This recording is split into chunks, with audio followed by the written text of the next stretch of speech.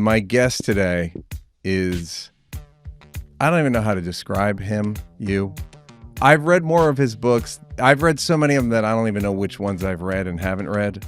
And he's most notably has a YouTube channel and podcast and newsletter and animated children's cartoon. Do you have that yet? Yeah, that kind of thing. Called The School of Life. No one's a philosopher. This fucking guy is a philosopher. You're the only one who figured out a way to monetize philosophizing. How long is the list of people that have monetized philosophy in the last 30 years? I mean, most of them have monetized them within universities. They're employed by universities, which sets the kind of questions they can ask, and it really limits, I guess, what they can get up to. Well, first of all, tell people your name, because I always get intimidated when I see it. I don't know how to pronounce it. And it's a weird name. Alain de Botton. Alain de Botton. Okay, so I get timid. Yeah, you're doing well. It makes me feel small. No, it shouldn't. It shouldn't. So you feel like you could have, were you ever a professor? No, I mean, I was at university. When I was at university, I kept asking myself the question, what am I going to do with my life? Because You went to a good school, right? I went to Cambridge, pretty good. But none of these places are really, I mean, they're kind of good. They're good in the sciences, but, in the humanities. Anyway, I was doing humanities. And I kept asking myself, where do I fit into the landscape here? Because I really like, the big ideas that are in circulation, but I don't like writing books that no one understands, that are abstruse, that are not linked to everyday life. Broadly speaking, because I was reading and thinking for one reason only, to be a little less crazy and a bit calmer. It was all completely about a kind of self-therapy. So you're just to assuage your own anxiety. Yeah. I was never interested in culture for its own sake, for the, in the name of I don't know what. I mean, it's interesting. The other day, someone came to me and said, will you sign up to a literacy program? We want to get young boys reading more. It's like such a good idea. Young boys reading more. Great. And then I was thinking about it, and a naughty side of me thought, the only reason why I started reading more, a lot more, was because I had no girlfriend. I was really unhappy. I was really confused, didn't know what was going on. I was having a terrible time. So that's why I started being a big reader. And if you see somebody who's really well adjusted, kicking a football around, having a great time, do they need books? I know it's heretical. I know there are counter arguments. I'm just being playful. But do they need books? I mean, they're having a lovely time. If you don't need books, just don't read them. Of course, if you need books, we're out there. We're giving you books. Yeah, we got books for you, but reading's going down. You've seen that stat. There is, but I think, all of us probably going to hit a moment in life when we are deeply unhappy and we think there've got to be some books out there. At that moment, we're going to be reading for the right reasons, which is to save our lives. I mean, the good readers, the really good readers, all about the motive from which you do it. And you should be reading because you're puzzled about what we're doing here, you've got pains, you've got longings, etc. That's when reading comes alive. The rest is a intellectual parlor game. We don't want that. The first book of yours that I remember reading is Status Anxiety. Oh, yeah. Was that early? Yeah, relatively early. I was 2005? Yeah. I was 35. That was all looking about, how we're driven crazy by this need that arises as soon as you're leaving college, etc. You have this, no longer matters whether you're a nice person. What matters is what you do. First question you face in any social encounter, what do you do? And according to how you answer that, people are really pleased to see you, or they leave you alone by the peanuts and head off somewhere else. So you are what's on your business card. And this is incredibly punishing. It is, we talk about snobbery and prejudice, etc. It is the most prejudiced way of judging a human being. It's a form of snobbery. Other than judging people by their looks. Yeah, which is another one. Yeah. Of course, it happens. Both can happen. But what we mean by snobbery is taking a little bit of somebody and using that to come to a global conclusion about who they are and what they're worth, and that it's rigid. So you meet a clothes snob, they look at me, they go like, the guy's finished. We're not interested. We don't care what this guy has to say. Mm-hmm. He looks wrong. And career snobbery is that version, around professions. It's like, whatever this person's doing, we have no time for it. And of course, what we all long for, there's a deep longing in us to be seen, to be respected, to be honored, to be judged kindly, compassionately, all these things, which most of the time do not work. There's one area where we think it's going to work, and we call that area love or relationships. Incredibly fraught zone of human activity.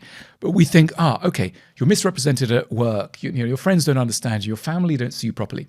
But wait, we've got something, a special person, a love person, and they are going to come along and they're going to see you properly. And it's a beautiful dream. I love it. We all love it. But, I mean, how long have you got, right? The but goes on and on because it's really difficult for all sorts of reasons. You had I would argue, one of your more popular YouTubes, You Will Marry the Wrong Person. Tell me about it. By the way, I'd like to just say that you've already delivered on who I know you to be, who I think I know you to be as a character. We met the other night at a party, and now here we are. So look, I think, first of all, it's meant to be kind. I mean, it could seem a bit cruel. Like, if somebody's going, even at their wedding, look, probably you're making a mistake. That doesn't seem too friendly. It's the most generous thing you can say, because really what it does is it normalizes our greatest terror, and indeed a kind of likelihood, which is that anyone you're going to end up with will be substantially, and at points acutely wrong. At other points, delightful. But I don't think you really are close to someone if you can't at some moments feel this person ruined my life. It belongs to love. If you're really enmeshed in somebody else's life, you will inevitably at some point think meeting them was the worst thing that ever happened. Now, that's not to say that at other moments you won't think this person's saving my life. Absolutely commensurate. But it's designed to take some of the pressure. So yeah. By saying you're going to marry the wrong person, you're basically exonerating the person, the listener. Like, hey, I know you think you're the exception.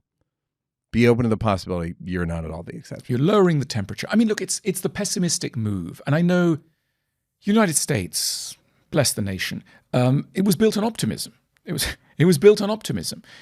People from tragic old Europe left behind the spirit of Christian resignation and, ancient Greek sense of, fatality and doom, and got on ships and decided that Jerusalem was going to be built not in the next world, but on American soil.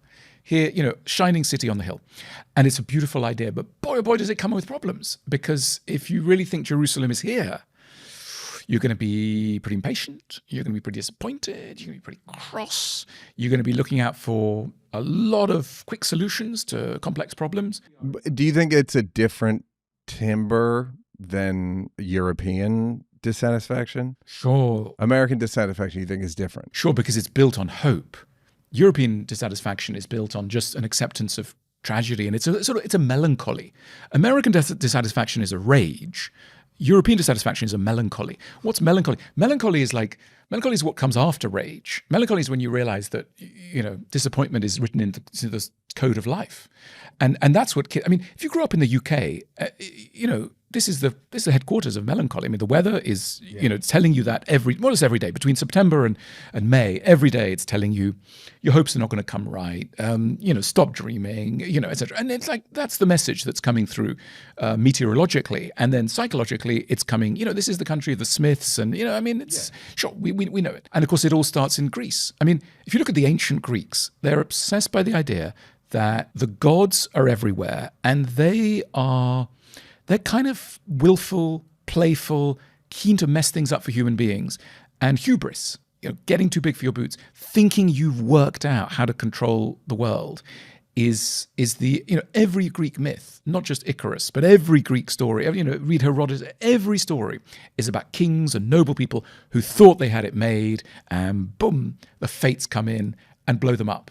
And that's what their obsession was, and it's seeped deep into the European soil. Do you think your job, role, duty, mission of School of Life is to kind of be like, all right, let's be real? Because it is, I think it's, let's be real. I'm going to be kind about this. And I think your voice helps, genuinely. But it is a bit like, come on. I like that, like kind but real. That's a very good summary. Our listener, I like to think that our listeners are a mixture of the two things. On the one hand, they may be getting on with their lives, things are going well. On the other hand, they are not strangers to breaking down 3 a.m, sobbing helplessly, thinking, I've ruined everything, everything's a mess, it's all over, what am I doing here? this is my soulmate. This is a friend immediately. By the way, I mean, the richest kind of, how can you be a friend to anyone who's not got a pretty good relationship with their own suffering and despair?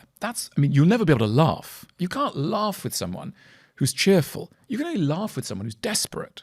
That's where comedy comes from, desperation. So when you get some desperation between you, then you're onto rich laughter and warmth, good stuff. But don't you think that there is some people just don't like it? Yeah. Some people don't. I did one of my show Blocks, not the podcast, the Netflix. At one of the shows, someone left, and a buddy of mine overheard him go like, "My man got a little too emotional on that." Like, people don't really. My stand-up that's not emotional is far more popular than the emo ones. So I was like, oh, they never liked the emo stuff. I mean, like, I do. I think there's it's like a genre of, I don't want to call it entertainment, but kind of.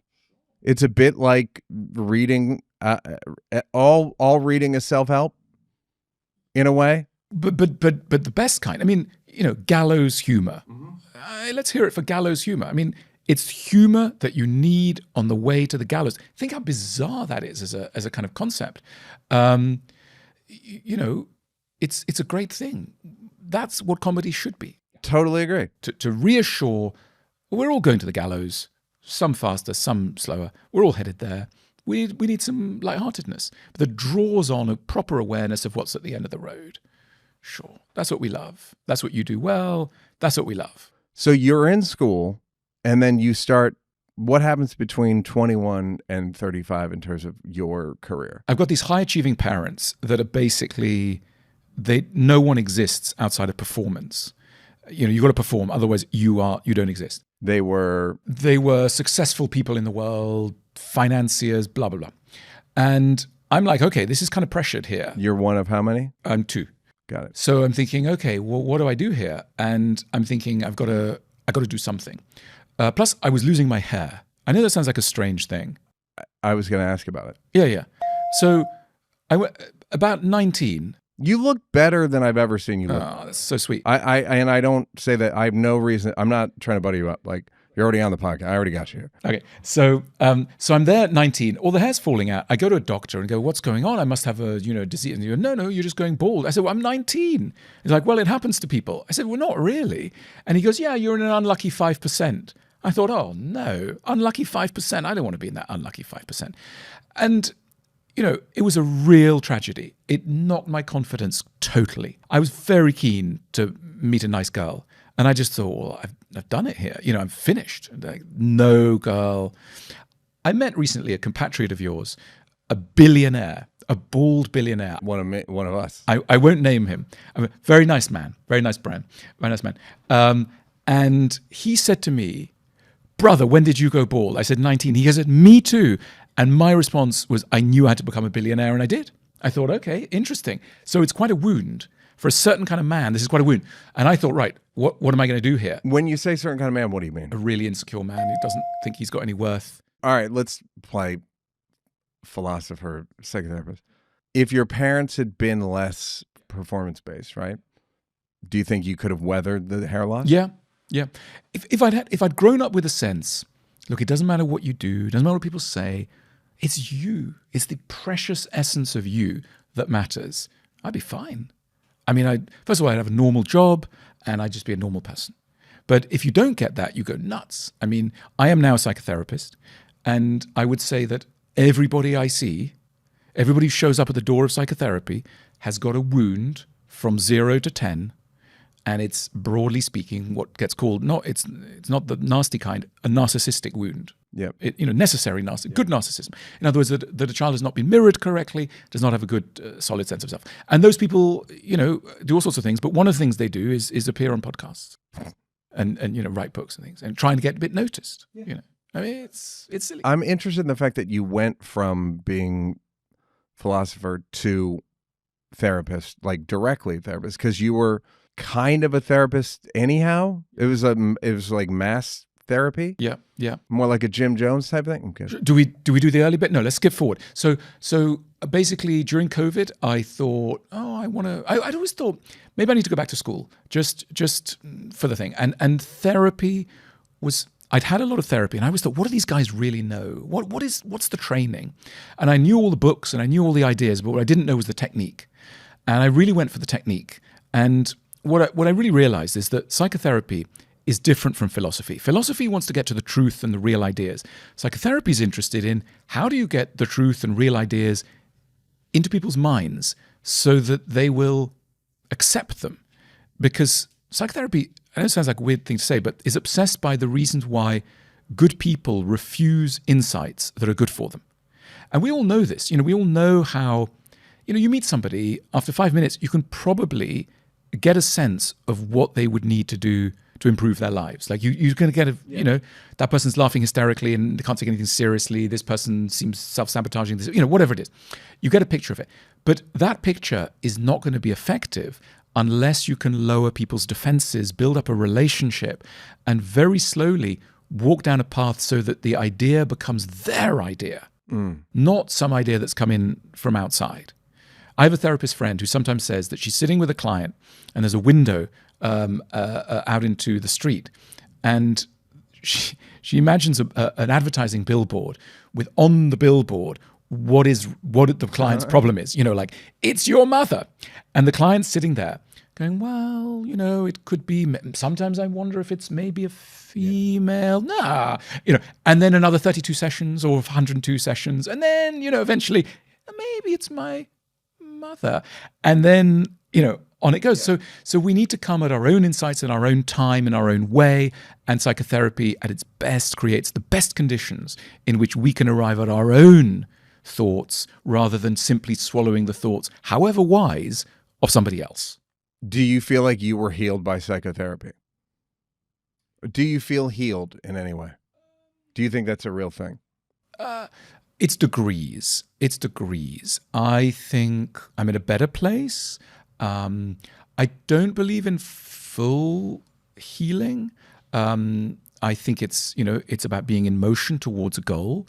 I think that I'm very interested, if we think about relationships, I'm very interested in how two people could come together. Neither of them needs to be perfect, but both of them have to be committed to a process of acknowledging their imperfections and kind of almost handing one another a map and saying, it's there. That thing, I know it's sort of there, so can you help me? And I think I've reached that stage. I've reached the stage that I could give someone a good map and go, okay, things are not perfect, but we've got some of the main features of the landscape, and I'm not going to flare up if you tell me about them. I'm going to be with you on this. So that's progress.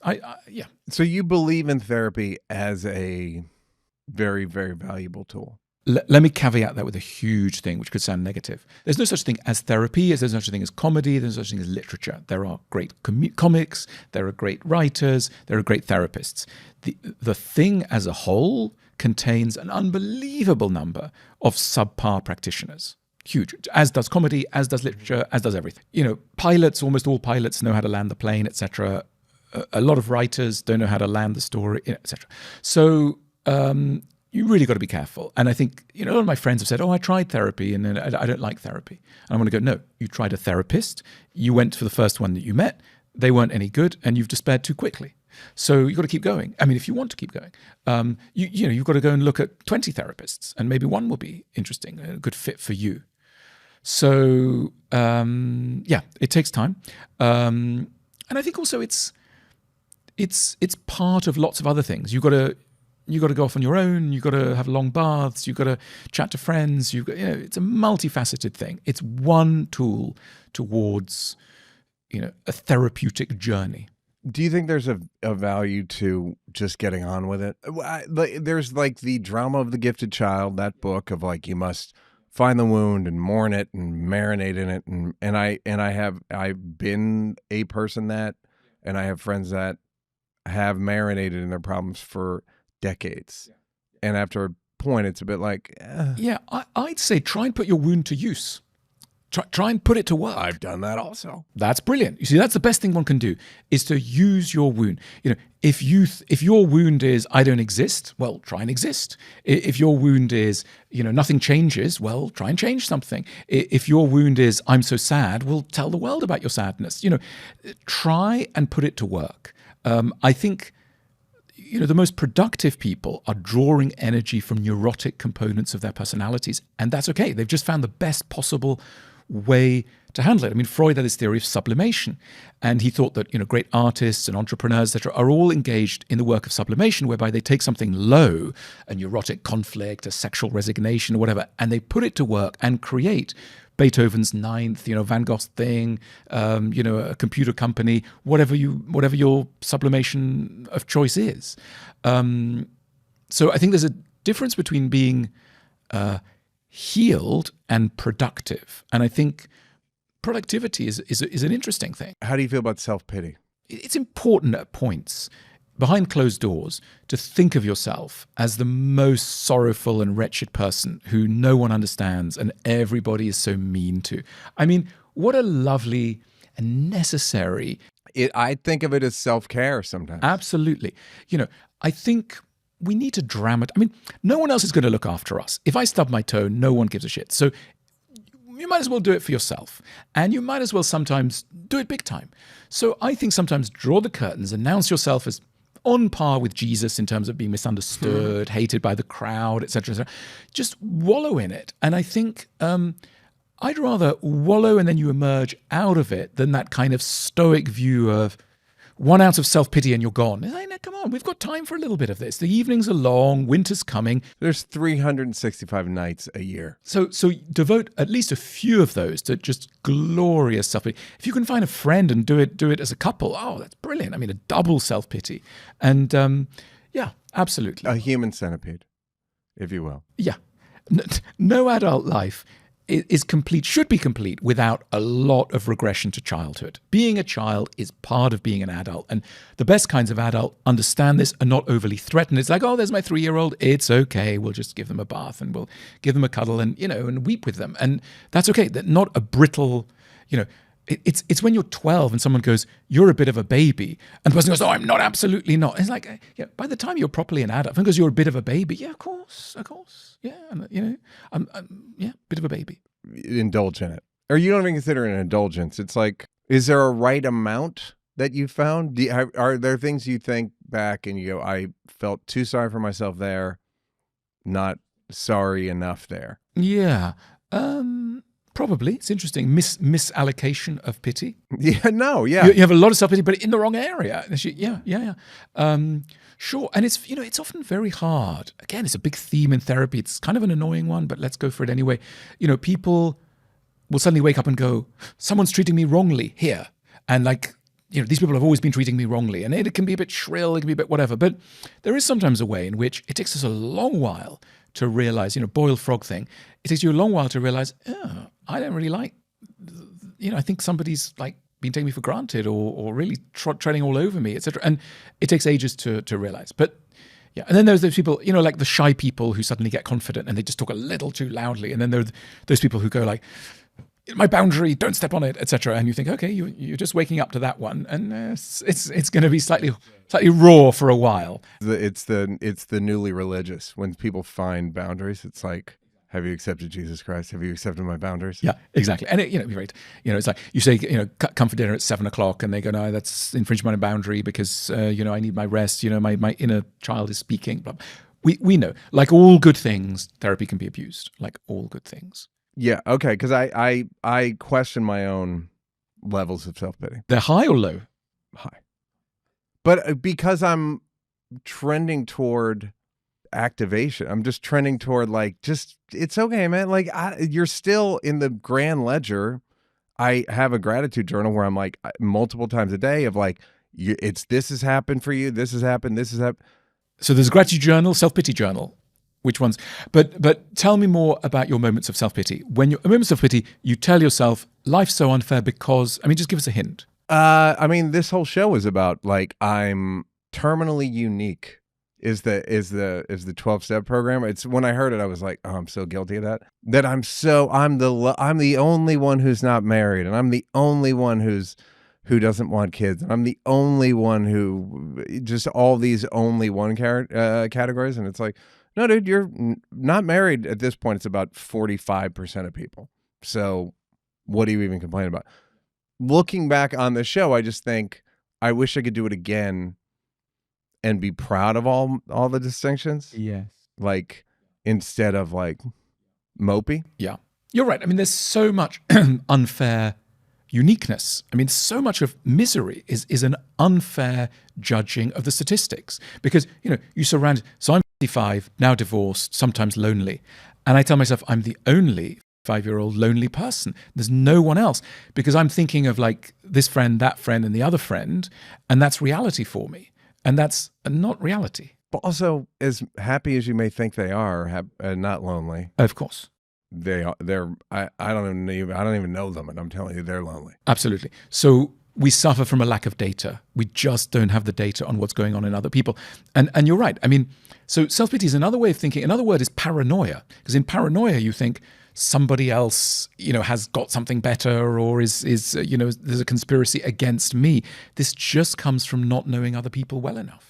It sounds odd, but we don't. It sounds odd, that phrase. We don't know other people well enough, but we really don't, because half the time people are spending their time, operating with fronts of all sorts, and how was your weekend? Great, and I mean, it's so cheering when a friend has a little bit of a breakdown and they go, I've been lying to you for 20 years. I actually hate my partner, hate my job, hate myself, hate my hair, hate my car. You want to stop them and go, by the way, I like you so much more now. 100%. And like, thank goodness, if only, 100%. Yeah, like I was friends with this avatar. Now I love this guy. Absolutely. And, is it ambulance chasing? Maybe. I don't know. I mean, I don't know. I mean, look, is it suspicious? I must say, I've got to come clean on this. I mean, if I sat down on a sofa with someone and they said, I'm really quite unhappy and I, cry most evenings, and compare that with somebody and go, I'm really doing well, things are getting ever better for me, I'd prefer the first person. Now, I know there's versions of the first person that are hard to live with. Maybe it's an aggressive form of grief. Or proportion. Yeah. I mean, the best kind is someone who makes a joke of their grief. Oh, I love those people. Yeah. I love those people, right? People who've got the grief, but they've got the humor. And that what that really means is, I've got proportion and I've got perspective and I'm, I can handle this. And that's great. I looked it up the other day. You're 5. You know how many hours you've been alive? Oh. 500,000 hours. Oh my goodness. And obviously the fascinating thing is we misuse so many of those hours. It's unbelievable how much we misuse. And so the amazing thing is that somewhere in those 500,000 hours, there would have been a few hours where something good happened. We're like, oh, at last the guy's got down to something, or he met a right person, or he went to the right place. But like, after so many dumb attempts, I mean, we should, obviously none of us want to die and we want to make it last forever. But I do think at some point, the universe is looking at us going, we've given this guy enough chances. Like, how many more chances can this guy have? I was talking to Lucy about it today of like, we still have the same dumb thoughts, the same dumb habits after, in my case, 450,000 hours. I'm still late. I'm still whatever. Just like, how are you not? And the universe has provided a shirt on our backs and oxygenated air and beautiful meals, some of them featuring, lettuce and nice things. And that's the thing where they pour a sauce. Exactly. Someone has come to pour a sauce. For you? Exactly. Sometimes I've stayed in a hotel where another adult has like cleaned the sheets and put them on. There's no excuse. It's like, if you haven't been able to capitalize on it, give up. I know, but no one has. No one's capitalized adequately? Very few. We have. Statistically, I'm not saying for our standards, but like by human standard, we're both successful people in our fields. And again, you think about like, oh, when people go, Neal, you work hard. And I'm like, I don't work hard at all. Yeah. Relative to how hard I could work. Relative to how much is in your head. right? Because I imagine there's an enormous amount in your head. Or just hours in the day where I'll be on Reddit for 3 hours when I could have been writing jokes that could like provide me with a better life.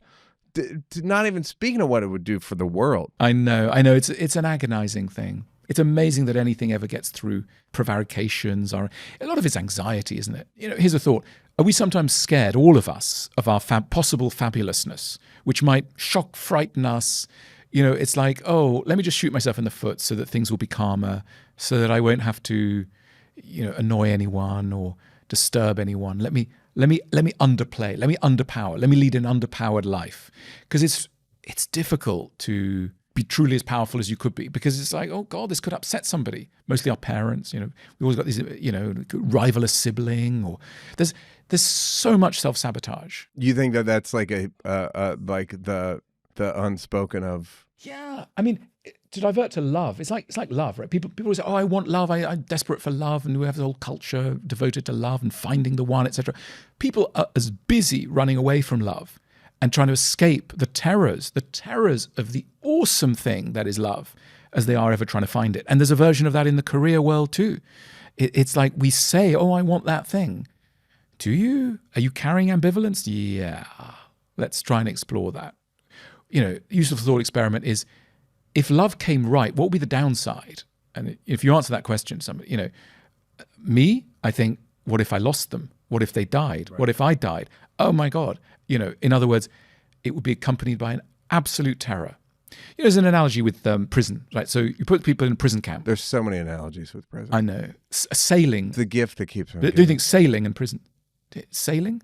I mean, the amount of metaphorical things that say the anchor that drags, the wind that's in the sail, the capsizing, the lopsiding. Yep. Go on and on. Anyway, have you ever sailed? I've never sailed, but these things are rife. It's like Hitler with metaphors. Hitler, sailing. Okay, prison. Let's go to prison camp. We'll be right back after this. Exactly.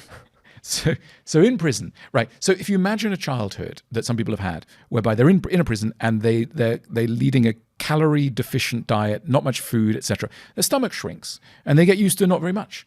And then suddenly one day someone opens the prison door and goes, you can go out there and just have a lovely time, and there's a banquet. And you go to the banquet, and what do? You stuff yourself and die, or you just can't face it, or you just run away back to the prison because it was all too glorious.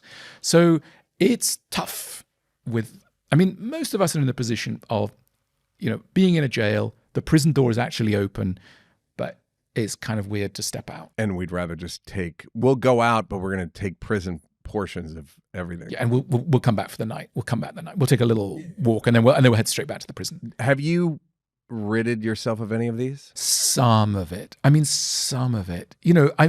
I'm struck by, it's really scary being happy, isn't it? Because you just think, what if the gods are watching? What if they shoot me for being happy? Did you grow up religious? I might as well have done. My father was a totemic, godlike figure.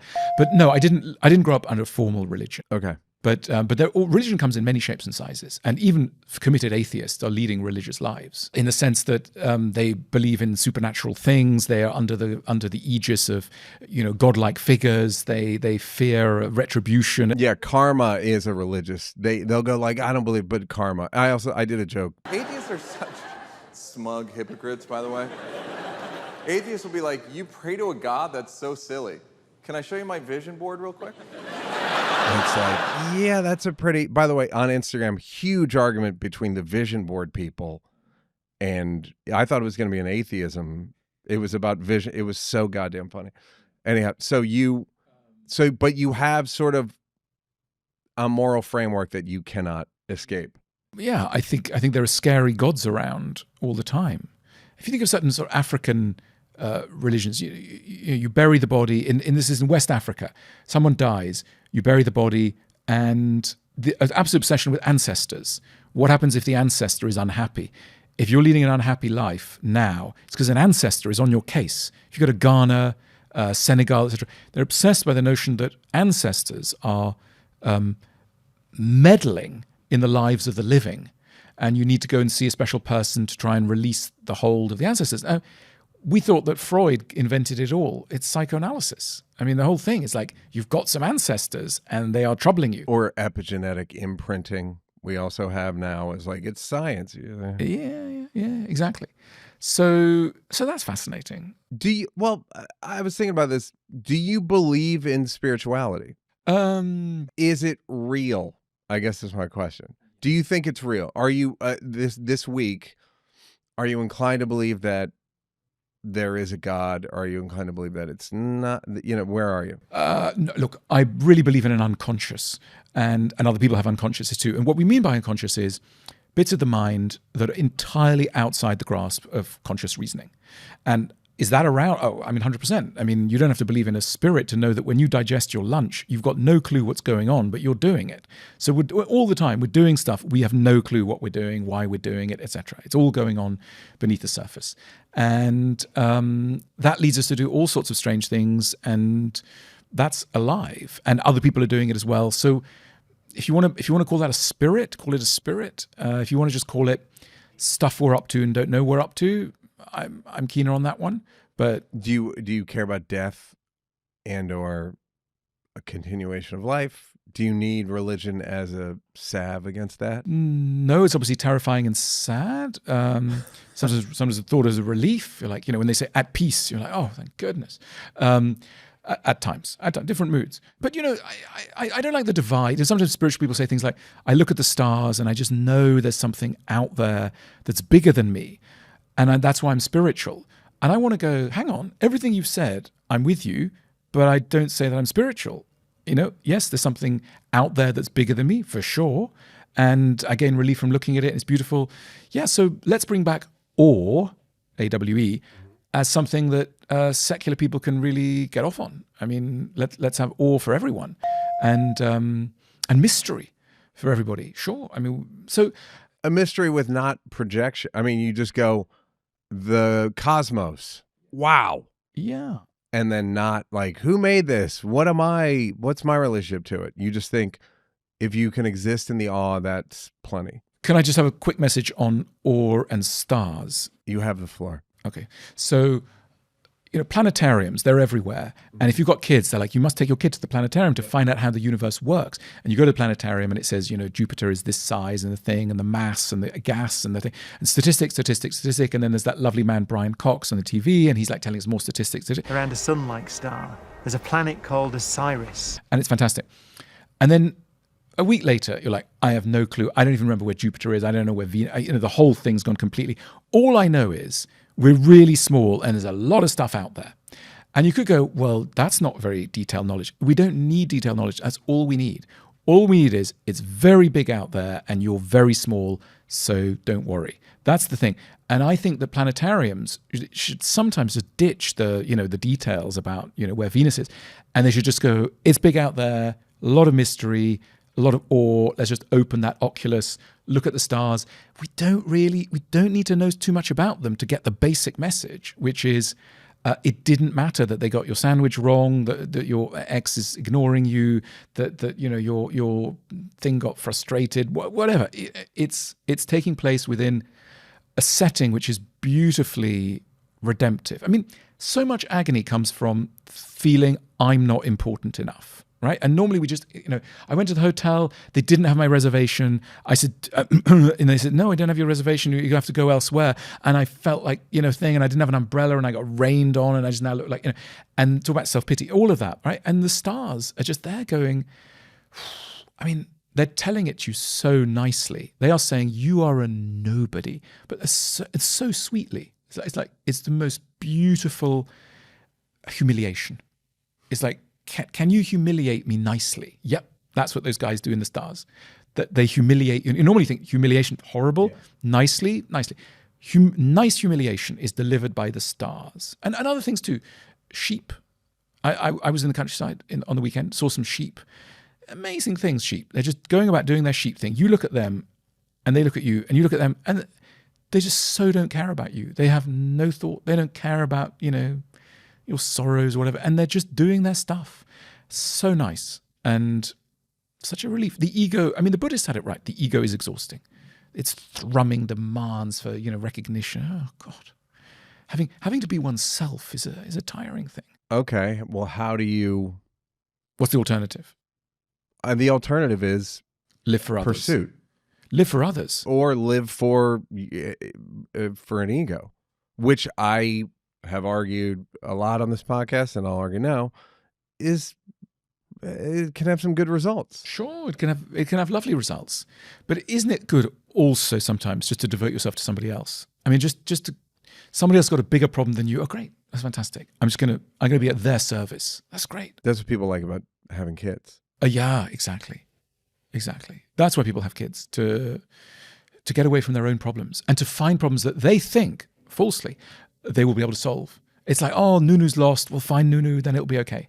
And then they realize, that it's not possible. And then the kid will go, thanks for everything that you did, but, I'm still messed up. And, but, whatever. It rolls on. As a parent, are you pre-sympathetic to whatever things your children say you did incorrectly? I think it's really important to be non-defensive. I mean, unless they accuse you of something, that really. But mine have, they've said all sorts of fair and true things. And I've tried to encourage them to go, I've given you problems. Unconsciously, I've given you problems. And I've said to them, anytime you want to see a therapist, it's on me. The first 10 are on you. And then after that? Yeah, after that, they're on. I agree. Actually, I wasn't even thinking 10. I was thinking more like while they're at university. But you're right. We should maybe stretch it. Yeah. Yeah, 5. 5 at least. Okay. Were there things you were bad at as a parent that surprised you? Were you going like, I don't think I'm going to be good at X, Y, Z, and it turned out you were okay at that and you were bad at something else? Look, I was mad. I didn't want my kids to suffer for a minute. I gave them such a weird... I was like a kind of dignitary who's taking a visiting, person around a country who keeps going, oh, no, nothing to see over here. Let's just look over there where there's a wonderful, cactus or something. I mean, I didn't want to... I don't know why. I was so sentimental. I couldn't bear for them to suffer because I'd had a difficult childhood and I just wanted every day to be sweet. And if you do that to somebody, you will 100% give them problems. What are the problems? Well, I've educated them to expect a world that doesn't exist. And so they're like, is this the world? And like, we were not prepared for this. What's going on? What's the alternative, though? Because what are you going to do? Like, look at this. Did you see this Charlie Kirk murder? Let's put it on a loop. Yeah, I think just be a little brutal. I mean, also the other thing is, just ignore them. I was so keen to give them so much of my attention. So they'd go, here's a drawing. And what I should have done was, yeah, I'm busy. And instead I went, oh, that's so nice. That's lovely. Because I thought, that's what you had to do. And you should do some of that. But there's also a limit. I don't know. I exhausted myself in a performance of, I don't know. I mean, bless them. I think they'll be okay. I hope they'll be okay. My pushback on that is, let's say you present a overly rosy world, right? They're going to figure it out pretty quickly that like, oh, this is not the world my dad. So I don't know if I'm sure kids can resent anything, but it seems like a decent approach. Yeah, look, it has had problems, but yeah, look, it's okay. We're always overcorrecting from one generation to the next, and I overcorrected. My parents had 10 kids. I have none. So you want to talk about an overcorrection? That's a really interesting one. It's a really interesting. Does everybody try and get you to have kids? Do you become a focus of like, well, if only you? People have really sold me on it. People that surprised me that they were like, it's the best thing I've ever done. And it just doesn't, in terms of things that occur to me to want to do, it just never occurred to me. Lucy has a child, so I'm like pseudo, but it's. I mean, I genuinely think having had children, loving children, I do think a good life is so possible without children. Mm-hmm. It really, you can have a good life in either camp. Yeah, I agree. That philosophy of like, well, you have to have children, otherwise you haven't lived. No. And I also think if you suspect you're not going to like it, don't do it. Don't do it. Yeah. Don't do it. I think if you even have an inkling of like, I don't like it. Because you really do bring suffering to people by doing it badly. Yeah, and I'm also of the mind of like, I got him to the party. I got him in the party. Human life, like, okay, I got you the +1. That's kind of how I got to where with my parents, where I was like, yeah, not the best in every category, but like they got me here and my dad set me up in a socioeconomically positive way and like unlimited possibilities or somewhat unlimited. Yeah. how much of what you espouse on the channel and in the books is you're talking to yourself?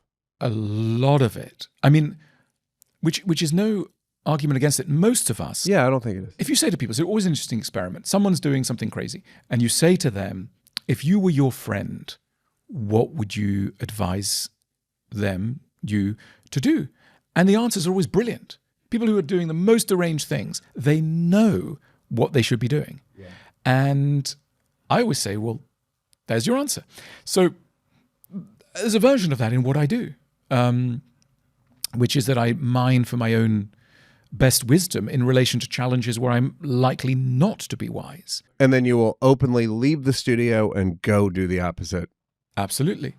Or at least be very tempted. Are you surprised that you're still lonely? Because you're so wise, or your channel is, your writings are you still like, man, I can't believe I've been alive 500,000 hours and I'm still this void. I can't believe I still have this fucking void. Yeah, I think so. I think friendship is really hard. I mean, we talk about love, but friendships. I have most of my problems in life are the most painful wounds in me are friendship. Right. More than romance. I mean, I simply don't have enough of the right friends. I don't have enough of the right friends. I mean, my ideal friend is a clever, funny, despairing person. It's him. Funny, despairing person. But I don't have enough of them.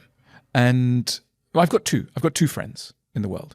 I think that's okay to have two friends in the world. I mean, obviously, I know lots and lots of people, but I have two, proper friends who honor that word. They're as despairing as you could ever want. They are. They're beautifully despairing, but they're also very cheerful and great fun. And are they old friends, newish? Quite old friends. It's hard to make new friends. I do wrestle with this. Partly, I think it's because people always, meet in a coffee shop and they say, let's have a coffee together. You can't meet. You've got to cut wood together or set up a room or do you know what I mean? You have to live a little with someone. It's what Jerry Seinfeld calls garbage time. You want to have garbage time with your kids.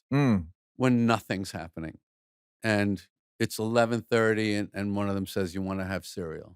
Great. We're like, do I? I'm fucking Jerry Seinfeld. Yeah. And it's just garbage That's all I time. wanna You're have. just sitting there. You're not even talking. Yeah. You're just sharing. It's nothing. But it's everything. I mean, I was thinking about this in terms of the dinner party, which is such a strange institution. It's like, let me have some friends over for dinner. And so the food goes wrong because you're cooking all this food that you would never eat. You don't really like it, but you think they will like it because you're immediately in a problematic zone.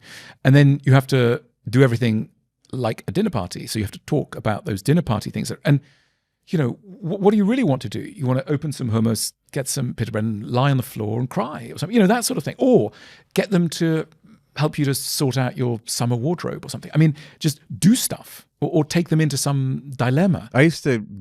I went on a few dates back when in my wild days.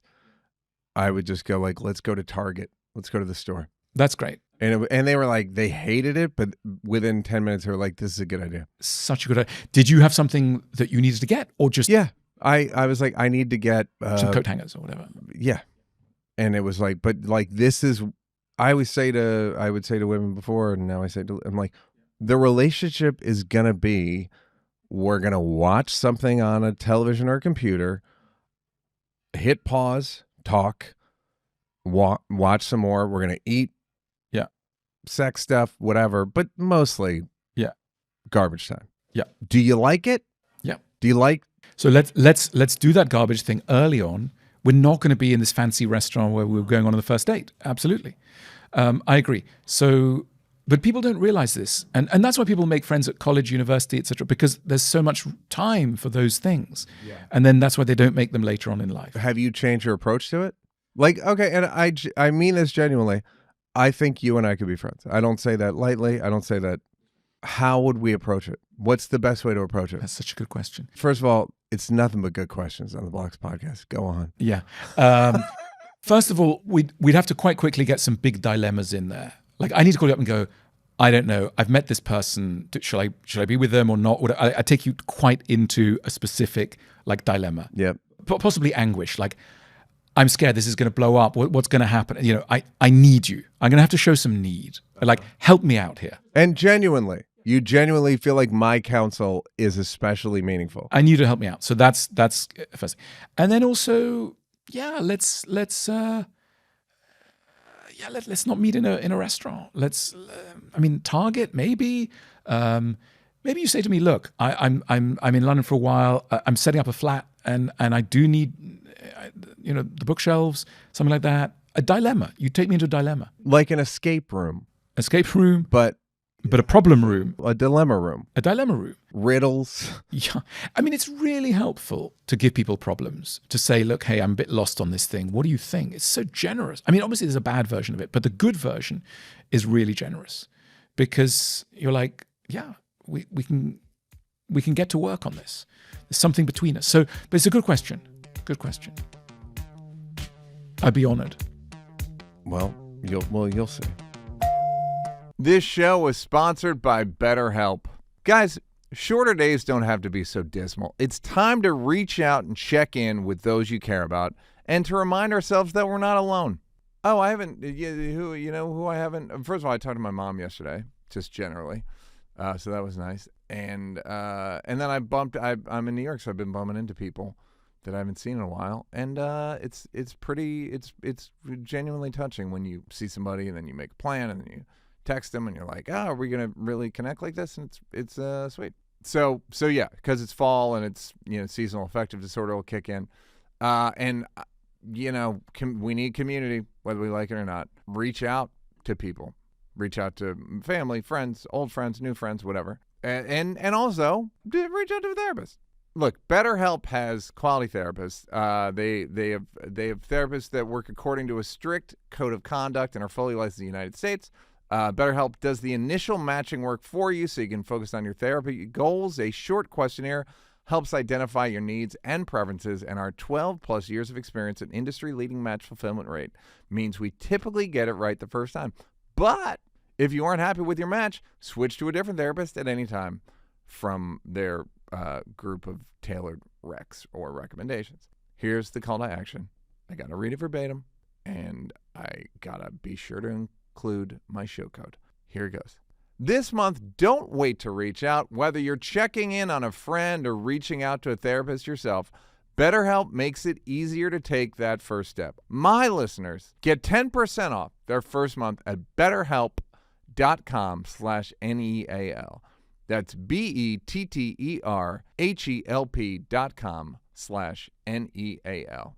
BetterHelp.com. Think they do every episode now, and I think they should. So I think you guys are going on there, and I think it's helping. Do you feel it?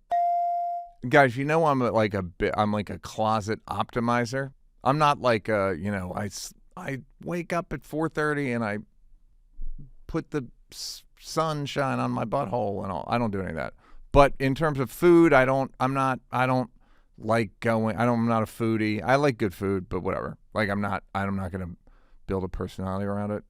I just don't think it's enough to go like, have you had the rosemary lamb? Do something. Have an idea. Don't just talk about stuff. Anyhow, that's neither here nor there. So I don't love spending a lot of time eating. I do it. I do it what I believe is the right amount.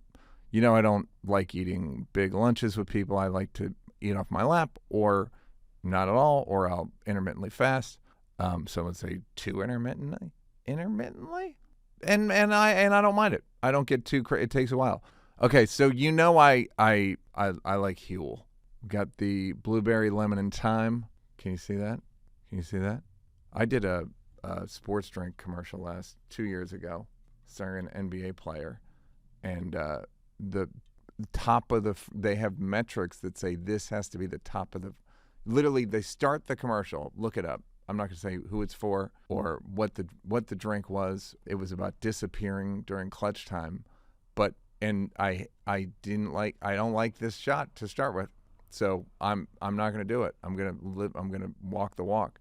This is the Huel blueberry lemon and thyme. I've been drinking these. They only got 25 calories. I'm going to show it and sip it. Now this is the Daily Greens RTD.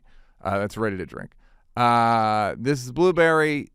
I'll throw these babies down whenever. This is more of a late afternooner for me. It's developed by registered nutritionists and dietitians. 42 vitamins, minerals, and superfoods. Only 25 calories. 4 grams of fiber. Only 1 gram of sugar. Here's the CTA, the call to action, and I have to say it. Guys, Huel makes healthy eating simple. They also just launched into Target stores nationwide. Congratulations. Drink brand. I'm genuinely proud of you. Try both products today, the powder and the bottle and the ready to drink. Try both products today with 15% off your purchase for new customers with my exclusive code NEAL, pretty exclusive, at www.huel.com/NEAL. Use my code and fill out the post-checkout survey to help support your buddy Neal. Huel.com, HUEL.com/NEAL. Did I drink this thing yet? Hold up. What are we even talking about? This is also sparkling, which is pretty great. You know I like sparkling. Here we go.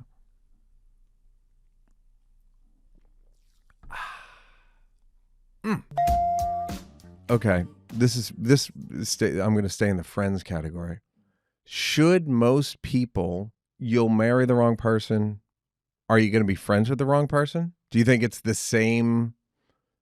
I think obviously the marriage problem is one of self-deception or some sort of optimism. Look, there's no doubt that love is more complicated in a way than friendship because it has sex in it, and it brings us more closely up to our zones of madness, which all of us have. You know, the really strange stuff from the past. Stuff that you can't even understand, really. You just don't know. You know, you're with someone, and apparently, according to those psychotherapists and psychoanalysts, it's kind of your mother.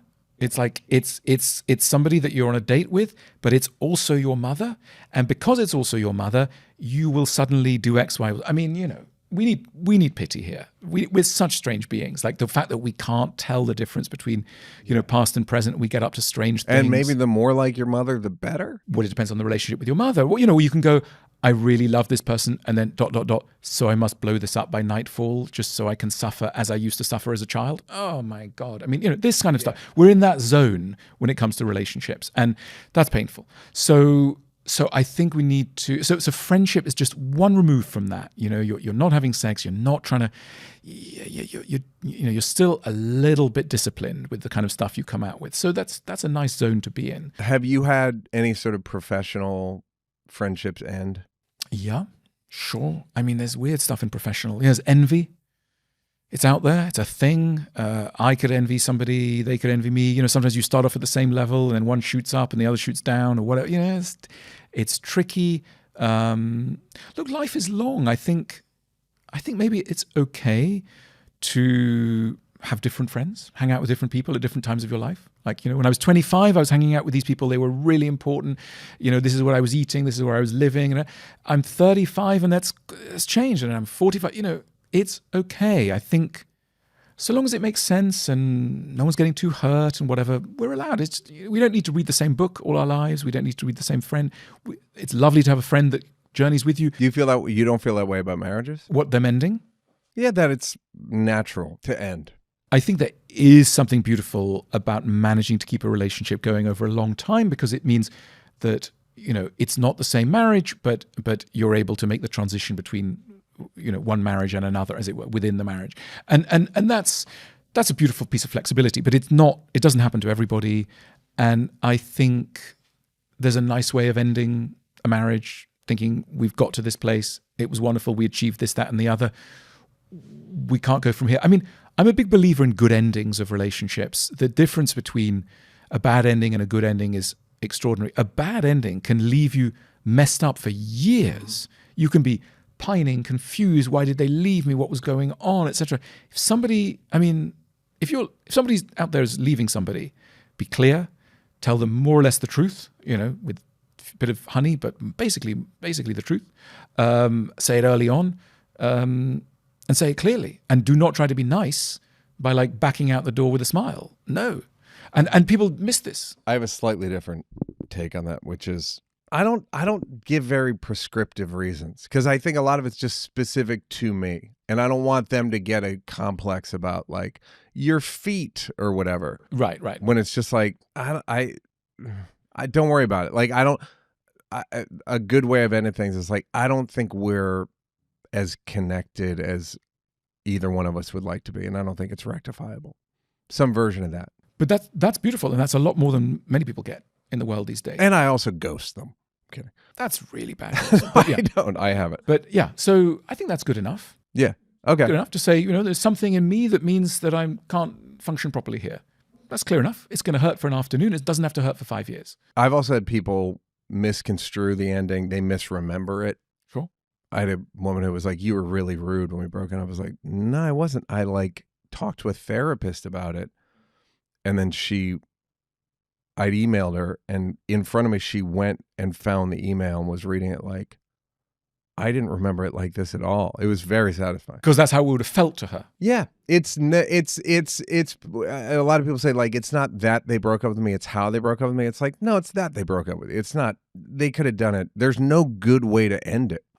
There are better ways than others, but I don't think any of them are like, this was a wonderful ending. I think it's maybe the tail. How long does the tail last? The bad ending has a long tail, and the good ending has a short tail. Yeah. Who do you turn to for advice or solace, or is it are you still turning pages? Of course, turning pages, but I do turn to my two aforementioned friends. And then the interesting thing is, what do they do? And very often the advice, the response is not, it's not like they're consulting erudite encyclopedias. They're saying quite basic things like slow down, or think about it, or was it really like that? Or, a few moves, and those moves are the right ones, and they come at the right time. And so we often think of wisdom. Very interested in wisdom. So, I wrote some books. I wrote a book called The Consolations of Philosophy. I believe I read it. Sure you did. So what's important is that I believe I read it. Exactly. It's not that if I bought it and you got money from it, I believe that that's what happened. I read this book, and it was all about the wisdom of 6 great philosophers. And I collated it and whatever. And it was a nice book in a way. And then the New York Times reviewer got to it. And the New York Times reviewer said, this is full of such obvious pieces of wisdom. Anyone knows all the answers that are in this book. And I wanted to go, okay, the weird thing is I really agree with you. I actually agree with you. I don't agree with the tone in which you're saying it, but I totally agree with you. All these great insights, a child could tell you, not quite, but like, a young adult could tell you. The point is that we do, it's like saying someone's in dire need of something, they're dying, etc. What do they need? A glass of water. The glass of water is going to say, so the glass of water is really important, but it's just a glass of water. And sometimes, psychologically, we are dying for the equivalent of a glass of water, a simple but very essential truth. So I think we've got to get over the idea that wisdom is always, it's going to read something like Kierkegaard's Either Or. You read Kierkegaard's Either Or? You can't read Kierkegaard's Either Or. It's incomprehensible. But that's the shape of the truest bits of wisdom. I have more and more sympathy for those, one-line bits of wisdom that seem to capture everything. It's the Buddhist idea, the world in a grain of sand, a whole philosophy and theory in one sentence. Why not? Bring it on. So you agree, and you're like, yeah, that's the point. It wouldn't, the value of wisdom or the value of aphorisms or anything is because it's pithy and timeless, and it was the Bible, while riddled with silliness, is like, got some real... It's got some gems.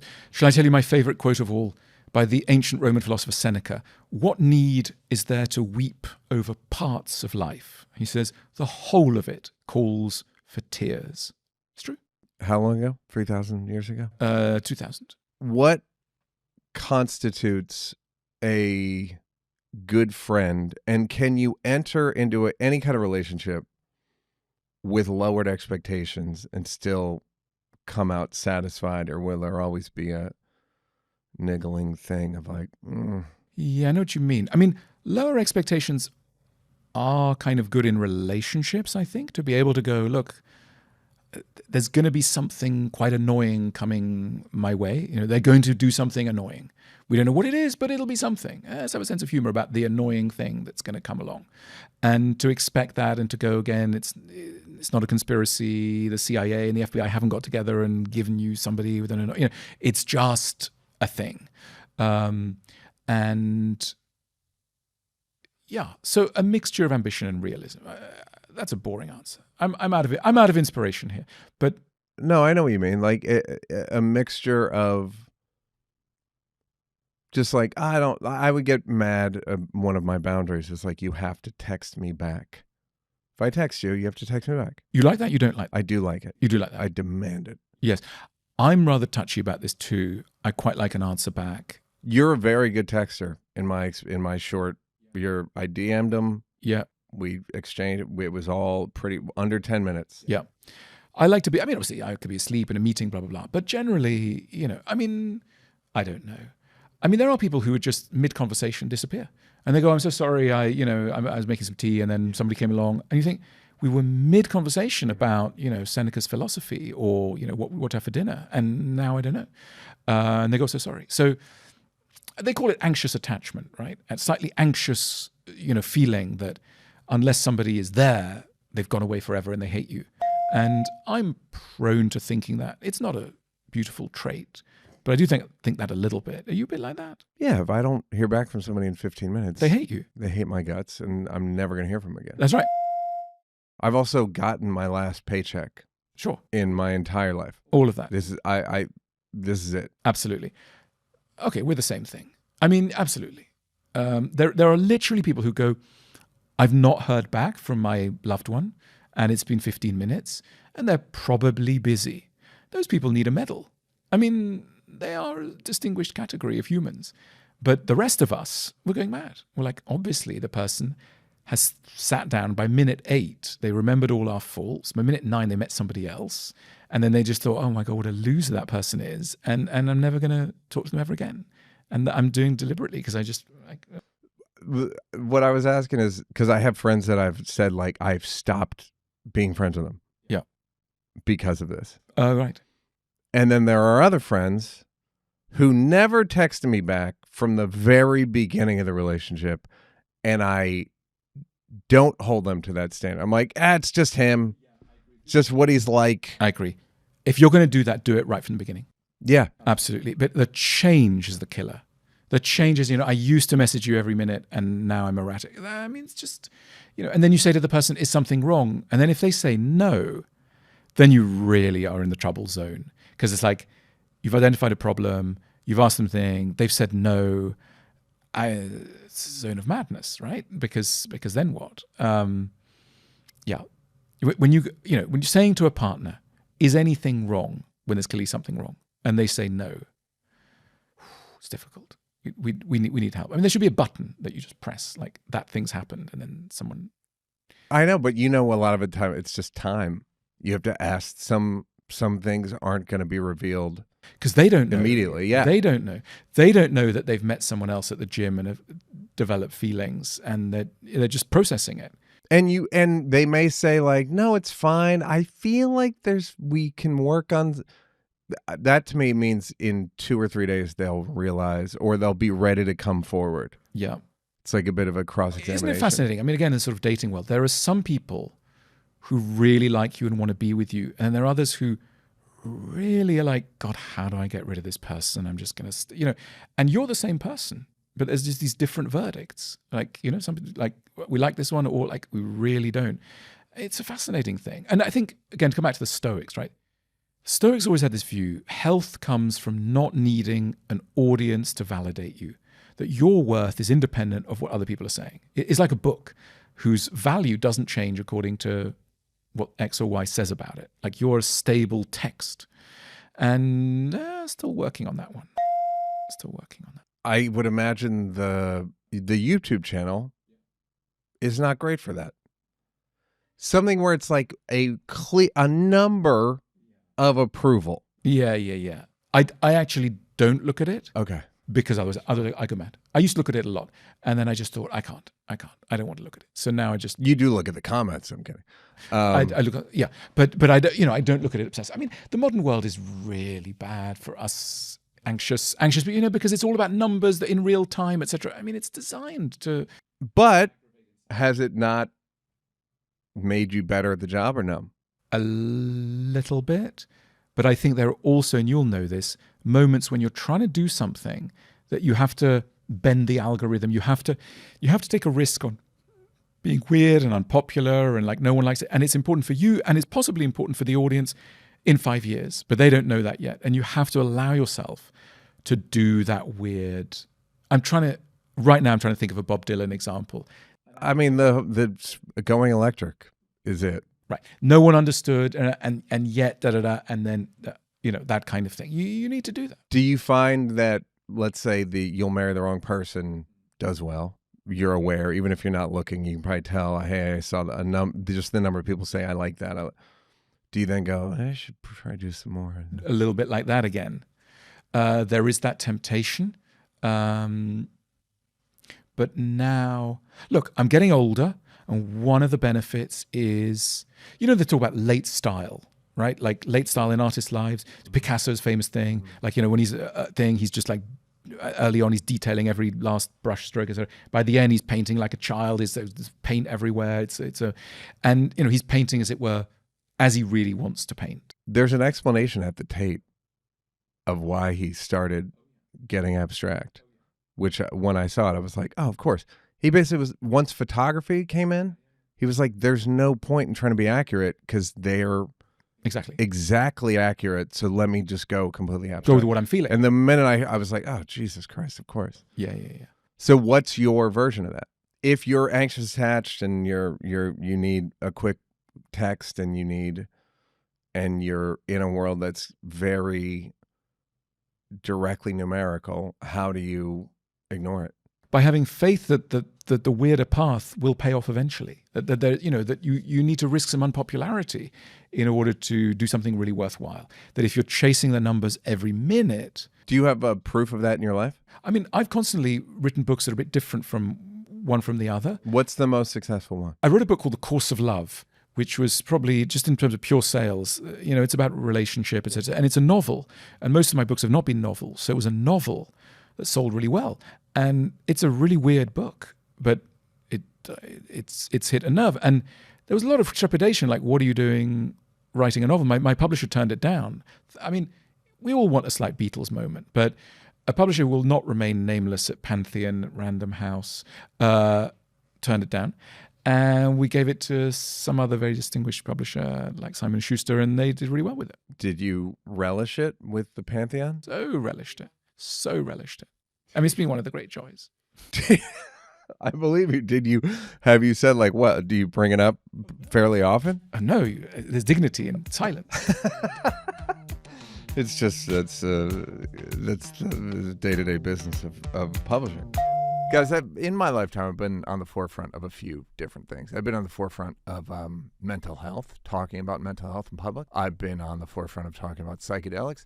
And I'd like to think I've been on the forefront of talking about bidets. I really do. I've been moving around a lot lately. I'm in, let's call it New York right now, and I ordered another Tushy. I don't even have a person, like a guy I can get in touch with there. I just go through the website, and I'm on my 4th Tushy. You guys keeping count? I know I had the road one. This is my 4th. This is my 5th. First of all, they're getting better. I've been getting them for 2 or 3 years. I install it myself, and it just makes the whole thing better. It's a hose for your butt. It's easy. They're great. I've been living this lifestyle for 20 years. Tushy is the everyday luxury bidet that instantly transforms your bathroom habits and bottom health for life. I don't like the term bottom, but what are you going to do? 99% of people who wash with Tushy feel cleaner and fresher after going to the bathroom. That's one of those, like, 4 out of 5 dentist things. Like, who doesn't feel fresher? Who's like, can I speak to you? I don't feel fresher. Every Tushy bidet easily attaches to your existing toilet without the need for additional plumbing. Every Hello Tushy bidet comes with a 30-day hassle-free return and 12-month warranty. You just get a Tushy, guys. It's again, I don't hear, whenever I recommend like a movie or TV, whatever, to my girlfriend, and she's like, that was really good, I'm like, I don't recommend garbage. You know what I mean? I mean, there's been a couple episodes of people I shouldn't have had on, but whatever. 2020 hindsight. 2020 hindsight, by the way, is a phrase coined by Billy Wilder, the director. That's the kind of things, because I don't recommend. Billy Wilder's made, I could recommend, just watch any Billy Wilder movie, except probably his last 3, and you're watching an incredibly good movie. Because I don't recommend garbage. Here's the call to action. For a limited time, my listeners get 10% off their first bidet order when you use code NEAL at checkout. That's 10% off your first bidet order at Hello Tushy, HELLOTUSHY.com with promo code NEAL. Guys, I'm telling you, get into the lifestyle. You're going to thank. People come up to me all the time. I want to do that thing where I go, they come up to me all the time. They go, sir, I love this bidet. They don't, but they have, no, but people bring it up like when they get one. It's incredible. Like I told you last year, I know a football player who bought a house because it had a bidet. So you can do the inverse. I don't know what that means, but you can just buy a bidet you can use it in a rental and leave it. It's that, first of all, you got it like that. And also you're not bankrupt. HelloTushy.com. Promo code Neal. Guys, you follow any fitness people on Instagram? Because I do. I follow a glute guy. I'm a bigger glute guy than you'd guess. I'm as surprised as anybody. Even my girlfriend was like, what are you doing? What I'm doing is working on my glutes. Everybody get out of my house. My point is this. I don't know, a year or 2 ago, Fitbod sponsored the podcast, and I don't know how many episodes they did. And I bought a subscription, guys. I don't even think they gave it to me. I think I straight up paid good money for it. I still have it, and I still use it. I don't care. I don't care that they haven't advertised in a year or whatever. First of all, I'm cheap, so I'm going to keep my membership. But also, it's a good thing. Basically, it's an app, and it combines workout planning and tracking, and so you can see like what you did last time, what you're supposed to do this time. You can get like on a program, and it basically just tells you what to do by muscle group, by day. And then you can also just go like, I need a thing for chest. And you hit chest, the thing comes up, and then you do chest stuff. And I let the glutes know, I'll be back, glutes. It's just stand down. Don't stand too far down, glutes, because we need you. Because people are still relying on a middle-aged comedian to have nice glutes. My point is my glutes were like a 3, and now they're maybe a 6. Yeah, what I do, you want to know what I do? I hit groups that I need. I need chest. I do chest. I do shoulders. I do triceps. I don't do biceps because my biceps get too developed. I know. And of course I do glutes, and I'll do a little hamstring in there as well. And I know if you're a trainer, go like, bro, you got to do the whole body. I don't know what to tell you. I do what an old writing partner of mine used to call t-shirt muscles. And it's super simple, and then it tells you like how many days off you can take, how many rests, whatever. And it's great. All right, here's the call to action. And I must read it verbatim. Level up your workout. Join Fitbod today to get your personalized workout plan. Get 25% off your subscription or try the app free for 7 days at Fitbod, Fitbod.me, fitbod.me/Neal. Fitbod.me/NEAL. That's FITBOD.me/NEAL. Fitbod.com.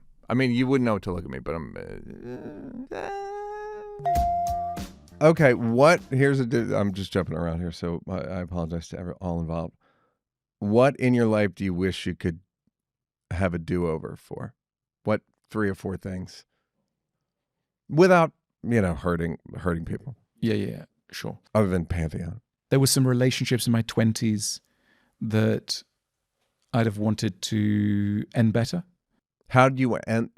Vaguely, how would you end them? I just thought these were amazing people, and I think I was not in a place to realize that they were really amazing. So you would end them callously? No, not callously at all. I was very nice, so-called nice. I just didn't really honor them enough. It doesn't mean to say, I don't think I should have been with them. They shouldn't have been with me.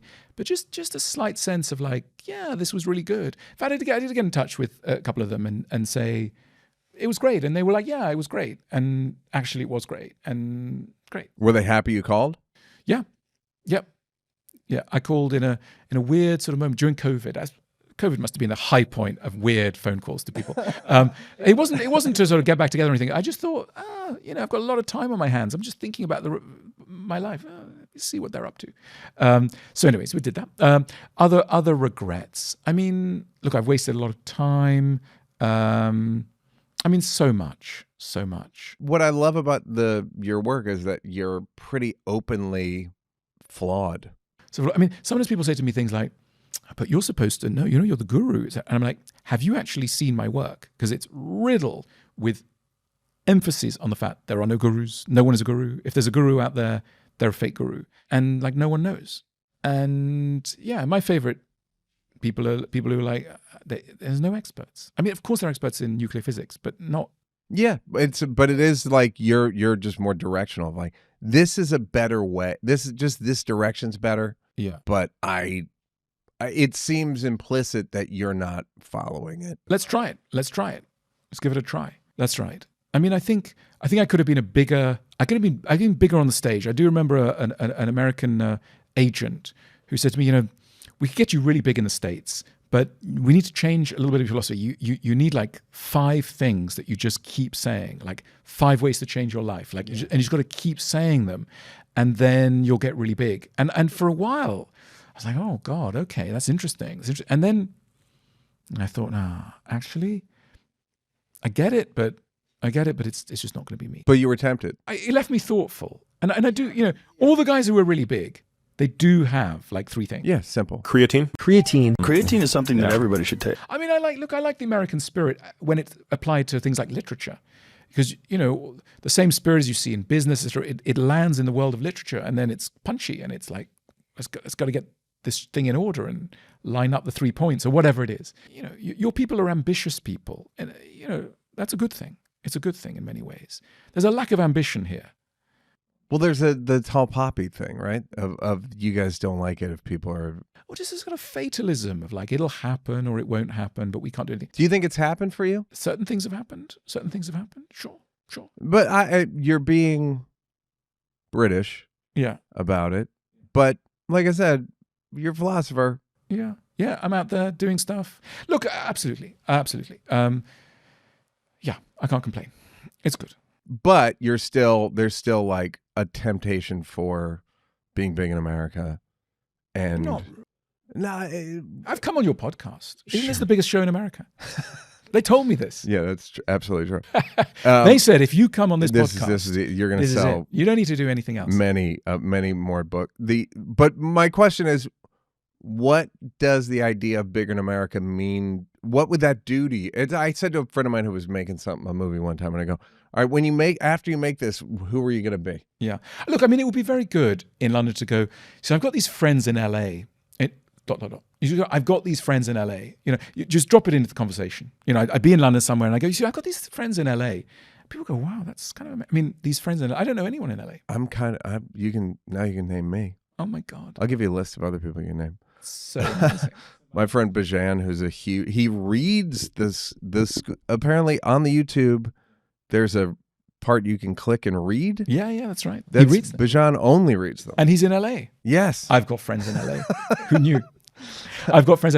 And then I could go, well, I was having dinner in LA the other day. Yeah. It's so great. Because at the moment I'd arrive in LA and I just stay in the Ramada or by the runway and Well, you'd stay in Long Beach. It wouldn't even be LA, but it's like close enough. And so, okay, so we've got it all sorted out. There's a new future. But I am curious as to like, what is the thing, what's the Valhalla for you? Like this. Look, I do have American friends and it's nice to. I'm not talking about even America. I'm talking about the. Okay, what's the Valhalla? Okay, good question. What's the next floor up? Yeah. So I would like to start a monastery So what do I mean by the monastery? So the School of Life currently exists in the digital space, so it's all digital. But it would be wonderful to combine architecture and like practice and community, etc., and bring people together in a beautiful location on a regular basis to do all sorts of stuff. Go to Target, bond over things, address life's questions, blah, blah, blah. Have a nice community of people. Have you not pursued that? That's the next thing. I've taken steps. I mean, the Utah desert's got lots of space. That should be the place, right? There's a beautiful concrete thing. Or where? I mean, where do we go? I would actually suggest Nevada. Nevada. Because Vegas is, getting out is not great, but like, it's a good airport. Although Salt Lake City is a pretty good airport also. So an hour out of Nevada, in a beautiful location, a set of concrete buildings, beautifully formed with a nice architect, and a place for, all the good things in life. That's the next step. What about that appeals to you? It is Greek. Yeah, it's Greek. Absolutely.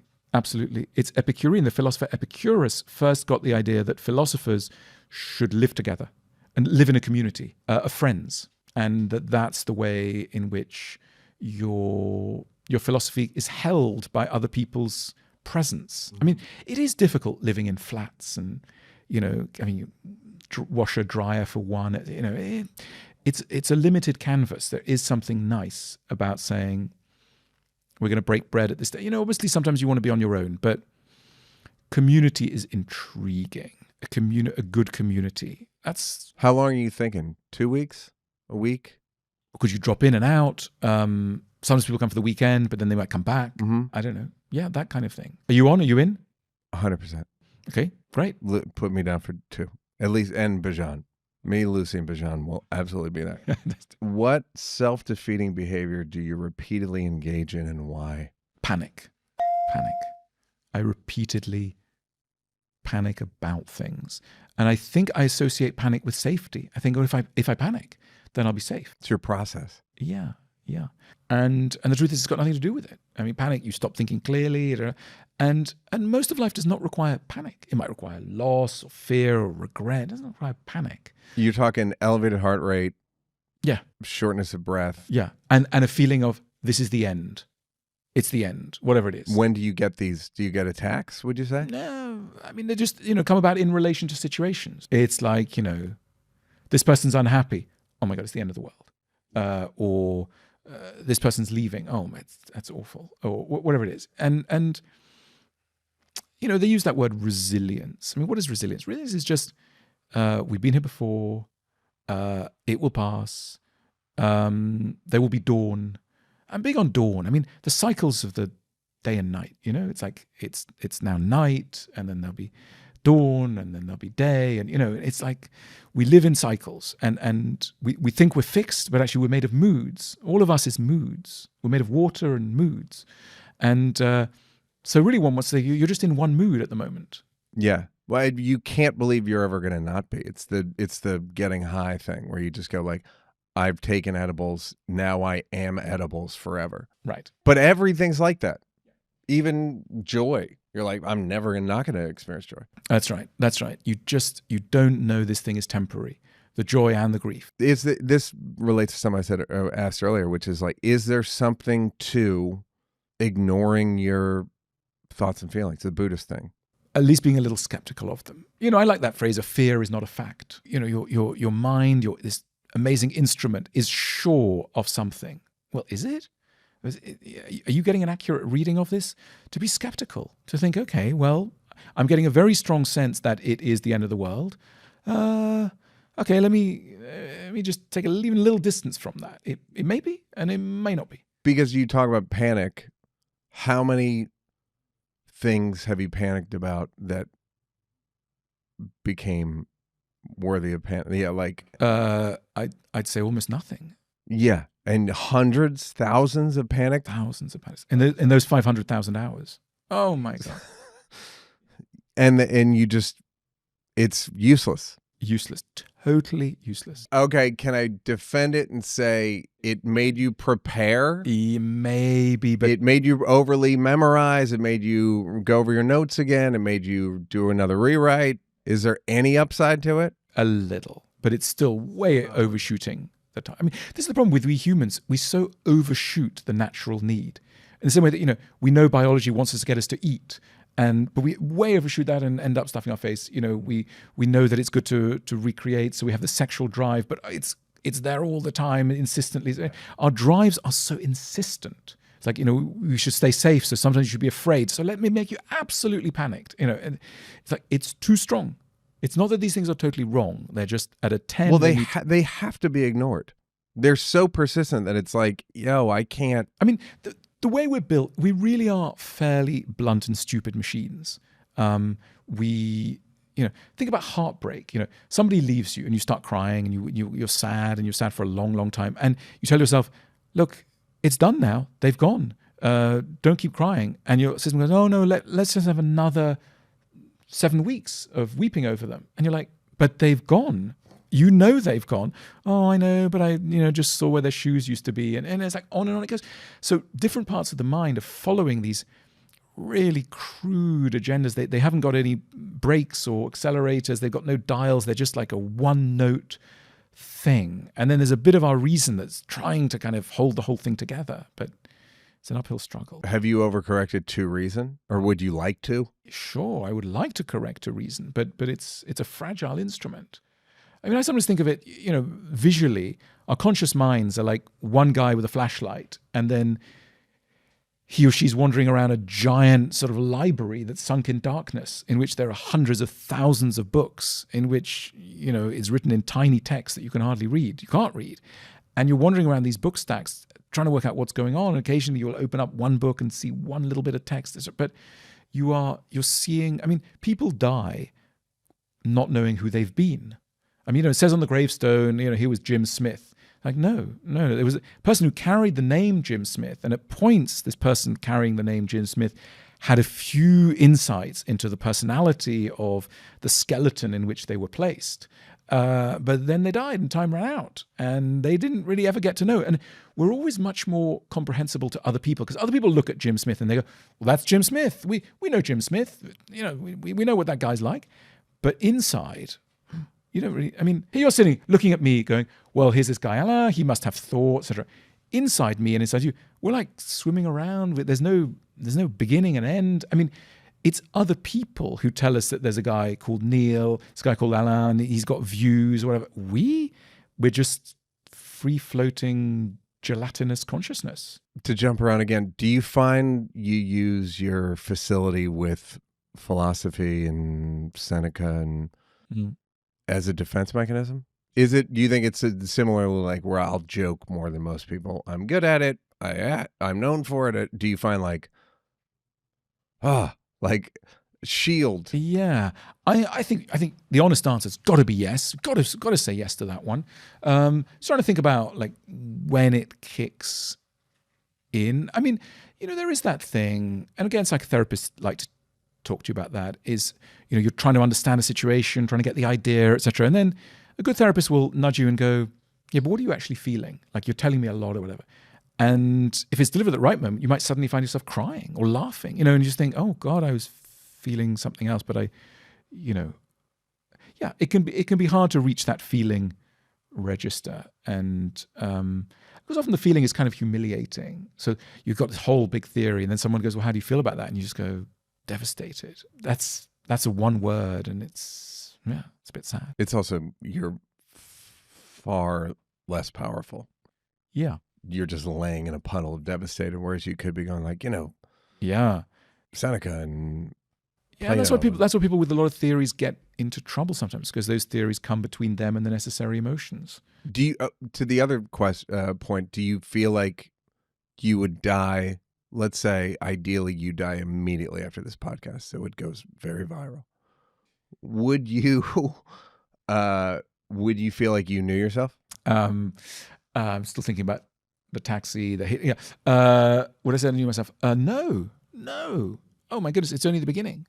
Sadly. I mean, With the beginning of what? Your knowledge? yeah. Who knows himself? Hardly anyone. I mean, this was Socrates' famous thing. Why was he the wisest man? Because he knew what he didn't know. And so applied to self-knowledge, it's the same thing. It's like you're beginning to know yourself when you realize just how little you know of yourself. So from that point of view, yes, I'm beginning to know myself, but the day-to-day sense is ignorance. And I do feel that I know subjects less now than ever, which is probably a sign that at some level I understand them better.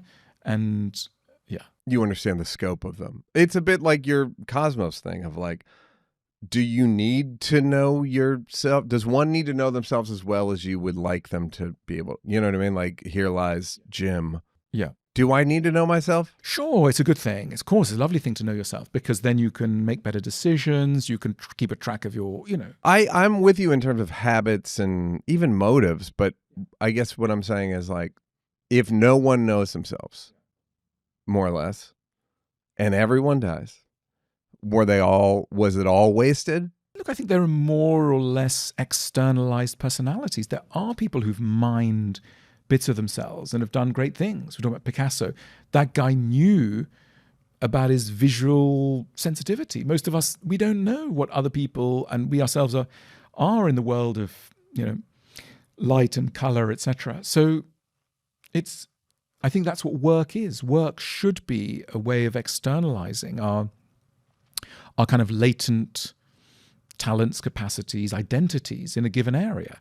You could be designing chairs and like your chairs each one is a little bit of the inner you. It's come out of you and you've mined that area. So I like the idea of mining, and that self-awareness is a mining of different bits of the personality and getting the ore out of it. What if a person doesn't, like most people, don't have a job that's self-expressive?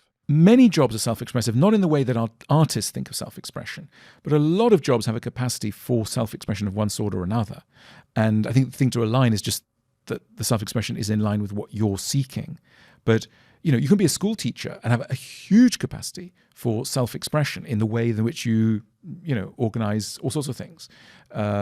So, yeah, we should be aware of a kind of one-note aesthetic definition of self-expression. What about the idea of, as two people that are addicted to approval in some amount, that what other people think of me is none of my business? Because as a comedian, I'm like, no, it's exactly my business. And you're in a similar boat, I would say. Look, I think there's a balance, isn't there, between being so obsessive that every last point lands with everyone that you end up with something that is implausible. You have to take a risk with unpopularity. You have to take a risk that the audience is not behind you in order to get to some kind of a bigger goal. But what about just interpersonally? Like, you make a decision with your children, with your friend, with your partner, whatever, and they don't like it. Do you need to be fixated on it, or should you just take it as like, I stand by my decision? Yeah, so long as it's explained kindly, why not? But look, to come back to your the point about being on stage, etc. So I have some limited experience of public speaking, going out on things, giving talks, etc. And first time you give a talk on a topic, the audience will respond in a certain way. They'll laugh here, they won't laugh there. And you, as the speaker, often surprised, like, really? I didn't know that was funny. But like every time you tell that thing, they laugh. Now, so you end up with a very polished thing where you know exactly where the laughs are going to come. You can take that talk anywhere and you know when they'll come. After a while, that sets up a terrifying specter, which is, I want to get something new in here, but I can't. I don't dare to, because I know this works. And that's when it becomes problematic. You know what I mean? It could be a metaphor for all sorts of areas of life, right? If you think, I don't know if I'm going to get a laugh here, so I'm going to drop this topic or whatever, then you're on the road to throttling your creativity. You have to go, they might not laugh, but I need to introduce new material, otherwise things dead. And you take it as like I call it like the idea hole. Like the joke you don't like came out of the same hole as the one you love. I got to try both of them. If it doesn't work, I'm going to stop doing it, but I'm not going to not do it. Also because you don't know what will work. Yeah. Right? You just, I'm sure you have this, right? You don't fully know. Don't fully know. It's a real mystery. It's crazy making. Yeah. All right, I'm going to read through some of your famous quotes, Okay. according to ChatGPT, and see if you still agree or if they are even yours. Yes, it might have been made up. On travel, quote, journeys are the midwives of thought. Few places are more conducive to internal conversations than a moving plane, ship, or train. That's true. There is this way in which, religions knew about this. When religions wanted to, shift your perspective, they sent you on a pilgrimage. Similar to the garbage time idea. Exactly. It's weird. You should be able to access all the most important thoughts by just sitting on your sofa and not moving. Sometimes you need a change of scenery in order to change the inner scenery. It's just part of the way we're built. I think the best journeys are those where we kind of have an idea of what we might get out of that journey in terms of like, what's the inner bit that I'm trying to shift and trying to use the outer world to change the inner world. Have you ever gone on a journey like thinking this is the journey where I'm going to crack this or I'm going to uncover this, and it didn't happen? Because I'm thinking of like anytime it's when I go for another reason, then I'll crack a thing or whatever. Yeah. I mean, look, there is a way in which a journey puts a barrier between what came before and what comes after. You say like, I'm drawing a line under something. And part of the way I'm drawing a line is I'm now going to South Africa or whatever it is, and that's a long way away. Different things will happen. And then a new chapter of life is going to begin on my return. So we can use journeys strategically like that, I think, to shift things. And you have? I think so.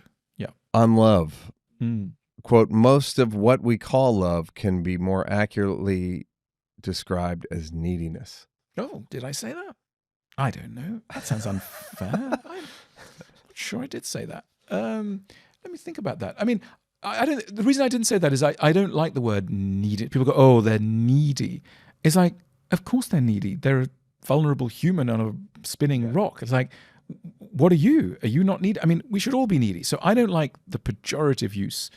That's not a quote of mine. I disown it. Great. On relationships, quote, compatibility is an achievement of love. It must not be its precondition. I own that one. That is mine. In other words, people think the partner for me agrees on everything. They have exactly my taste in all areas. And that's how I'll know that they're for me. And as much as anything, compatibility is how you deal with the incompatibilities. That's how you reveal someone who's compatible for you. Someone who, when they say, I like golf, and you say, I like fishing, whatever, you have a really good conversation about that. Are you of the mind of like, I'll go to your thing that I don't like and you'll come to my thing that... That's one solution, but it could be lots of things. I don't like that solution. It could be like we never go to each other's thing. I prefer that one. Why on earth would you play golf if you didn't like golf? Yeah, compatibility. Somebody said a great quote, which is, love isn't an achievement, but a lack of love feels like failure. Wow. Culturally, like to be in love is to be like elevated, and to not be in love speaks poorly on you. Which I think it's a lot more mysterious than that. Yeah, it's very unfair as well. It's like, not only are you lonely, we're going to make you feel ashamed of your loneliness. I mean, my goodness, like, is that necessary? No. A lot of isolated people are just quite complicated people. They're quite complex people. You have a quote about loneliness is like the price of being interesting. It's kind of a taboo area, right? It's kind of a taboo area. Because it sort of feels elitist in the wrong way, right? But let's double down on it. And it's really the idea that if you're clever, there's a higher chance you're going to be lonely. I mean, lots and lots of caveats. Whatever make you comfortable, throw that caveat in. Lots of caveats. But we're living in the internet world. We need caveats, right? We walk around with caveats. That said, there is a way in which, take an absurd, if your idea of fun is to read the Stoic philosophers, you're not going to have that many people who will be lining up to do, fun with you. Whereas if your idea of fun is mowing the lawn, there's a lot of people who can mow the lawn with you. So it slightly depends on what you think is really fun. If you like drinking, you're on the right planet. If you like crying with a friend, that's a bit weird. Yeah. You know what I mean? So if your way of bonding with someone is to like cry over the disasters of your life and existence, you might not find your ideal pal. But if you want to watch sports, you're going to find pals. So it is true, it has to be true that there are numbers sometimes stacked for or against us on the friendship front. And just accept it within yourself. Exactly. And feel that, some people you would be proud of have been isolated. Okay. As someone who is openly lonely sometimes, can you not, is there not a voiceover saying like, dude, you're a fucking philosopher. How popular, you don't have the right taste. Like, I'm in the same boat where it's like, I don't like drinking. I don't like parties. Yeah. I don't really even eat meat. There's just so many things. I'm like, work at night. Yeah. Sure.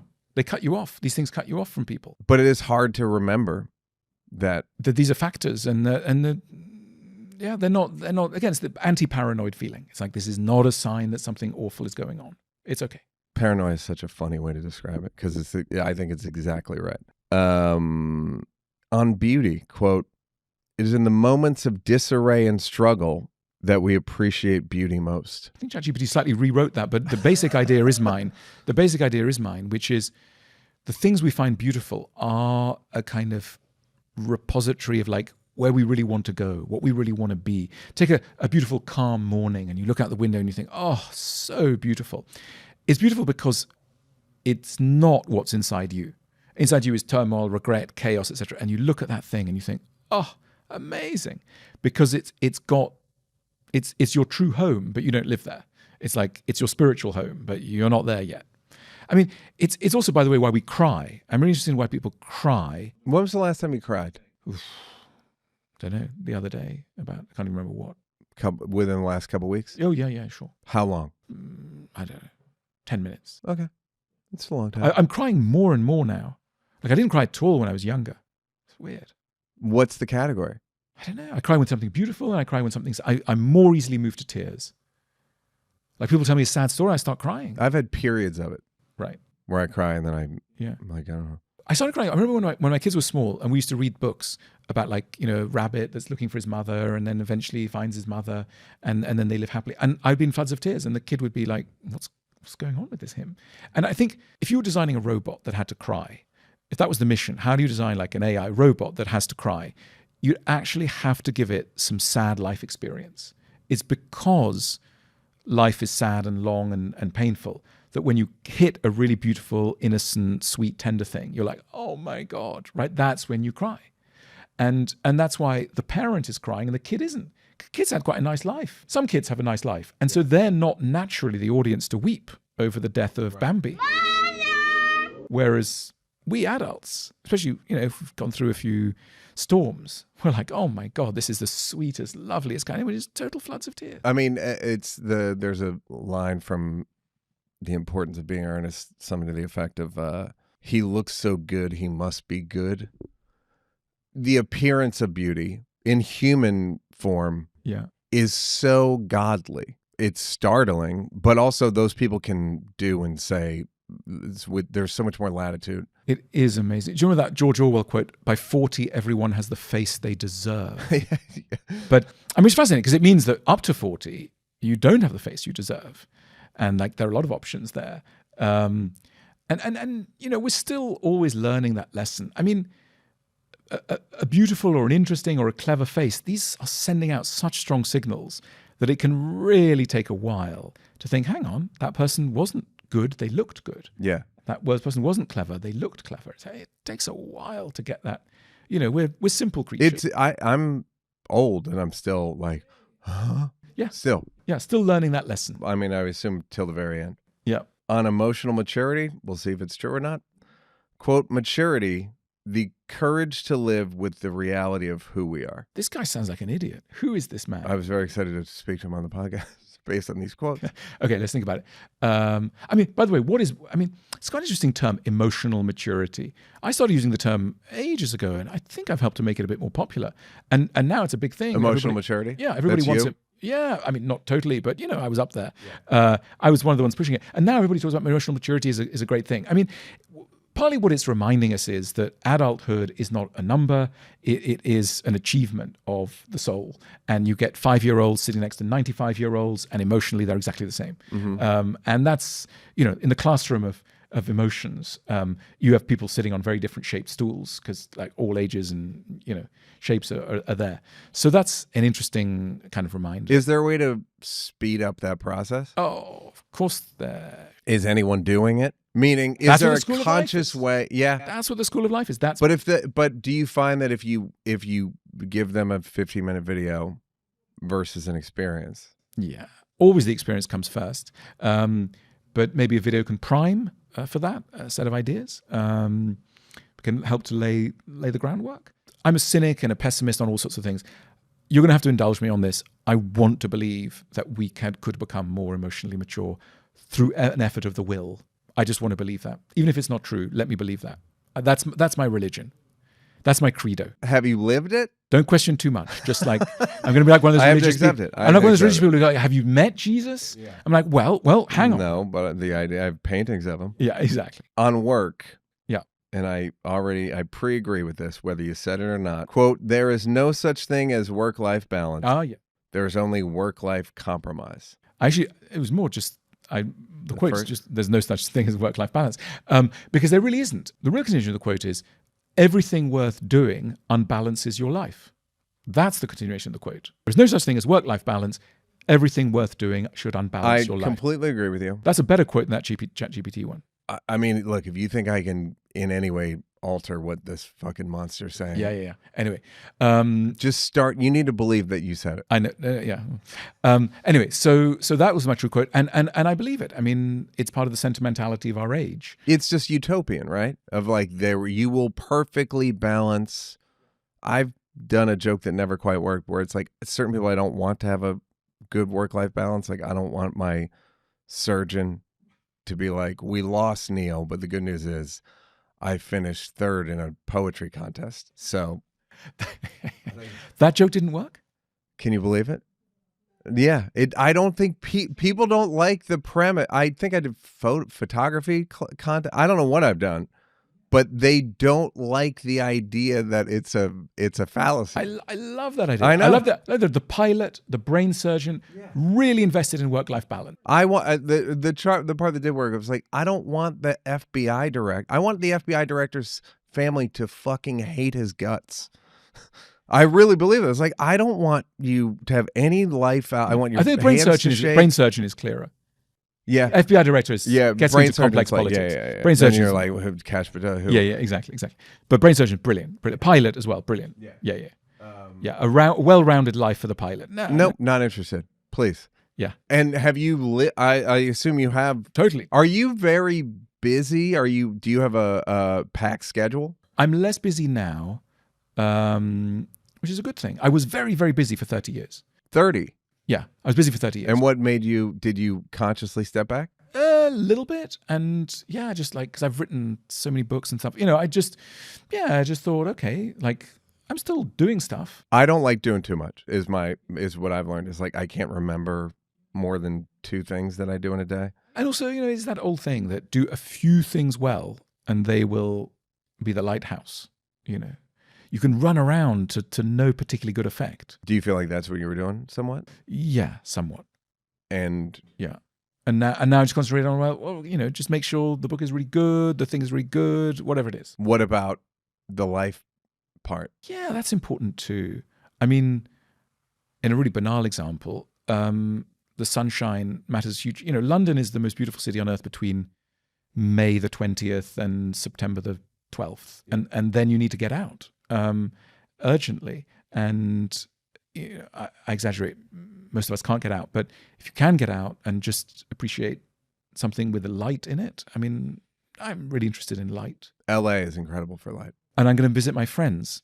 Did I mention that I got some friends in LA? I'm just going to go and see my friends in LA. I've known them years.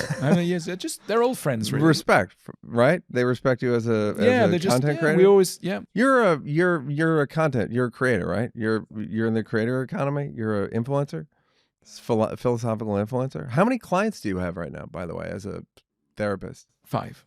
I only work 1 day a week as a therapist on a Tuesday. Why? Because I've got other things going on in my life, and I don't see myself as, a full-time psychotherapist. It's just one bit of what I do, and it's a greatest privilege, but I want to do it 1 day a week. How long have you been doing it? 3 years. And are your clients happy? You have to ask them. Has anyone felt finished? A few. Okay. A few.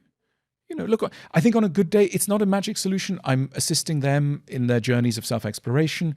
And on a good day, I'm a handy guide. I'll hold the ropes. I'll hold the torches, and off they go and do their brave work. On self-acceptance, we don't need to be perfect. We need to be understood. Did you say it? Did I say that? We don't need to be perfect. We don't need to be perfect. We need to know what our imperfections are. Can you see how I'm improving this stuff? Hugely. It's much better to say that. Yeah. This thing has just watered me down. I mean, this is what's going to happen, isn't it? People are just not even going to read anyone's books. They're just going to go. By the way, the Orwell quote, I thought Coco Chanel said. I literally heard Coco Chanel said that. We're about to enter such a messy world. Mark Twain has said, Einstein has said so many things he didn't say. Exactly. Isn't it just important that it gets out there? I know. But then people will go, so what did Tolstoy say? I'm just going to look at ChatGPT. What was that War and Peace about? And then they're just like, give me a summary. And the whole thing is lost. On relationships and forgiveness, to be mature is to learn to forgive the other person for not being you. I don't think I said that, but it's kind of interesting. One of the great gifts you can give a partner, obviously, is to talk to them about what's going on inside you. And this is, I mean, we all start off fantasizing that our parents, if you look at small children, they think that their parents know what's going on in their minds. My son, when he was about 2 or 1, he was just starting to speak, and it was so graphic, because I know this is a theory, it's a theory in psychology. He would literally say, get it. And we'd go, get what? He'd go, just get it. And he knew what it was. It was in his head. He thought, well, why on earth should I tell them? They obviously know, and they're just being annoying. And it's like, darling, you have to say what is it. And he really lost his temper. And eventually he went, banana. I was like, oh, okay, great. But it was in his head. He knew what he meant. And we take that attitude, this is a general human flaw that it's really useful whenever you're angry with somebody and you think, oh, they're so stupid. And you go, have you explained to them why you're angry? And most of the time we're like, oh, no, it's a good point. I did forget to tell them.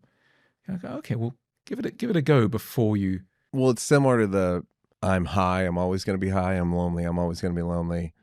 I feel this way. Everyone in this situation would feel this way. But also, the whole psychology of sulking. I'm really interested in sulking. The sulk is fascinating. It's like, you're going to love our nascent friendship. The amount of sulking you're going to see me indulge in is going to be exquisite. The sulking, talking about self-pity. The sulking is basically, this person should understand me because they're my friend, they're my lover, they're my, ally.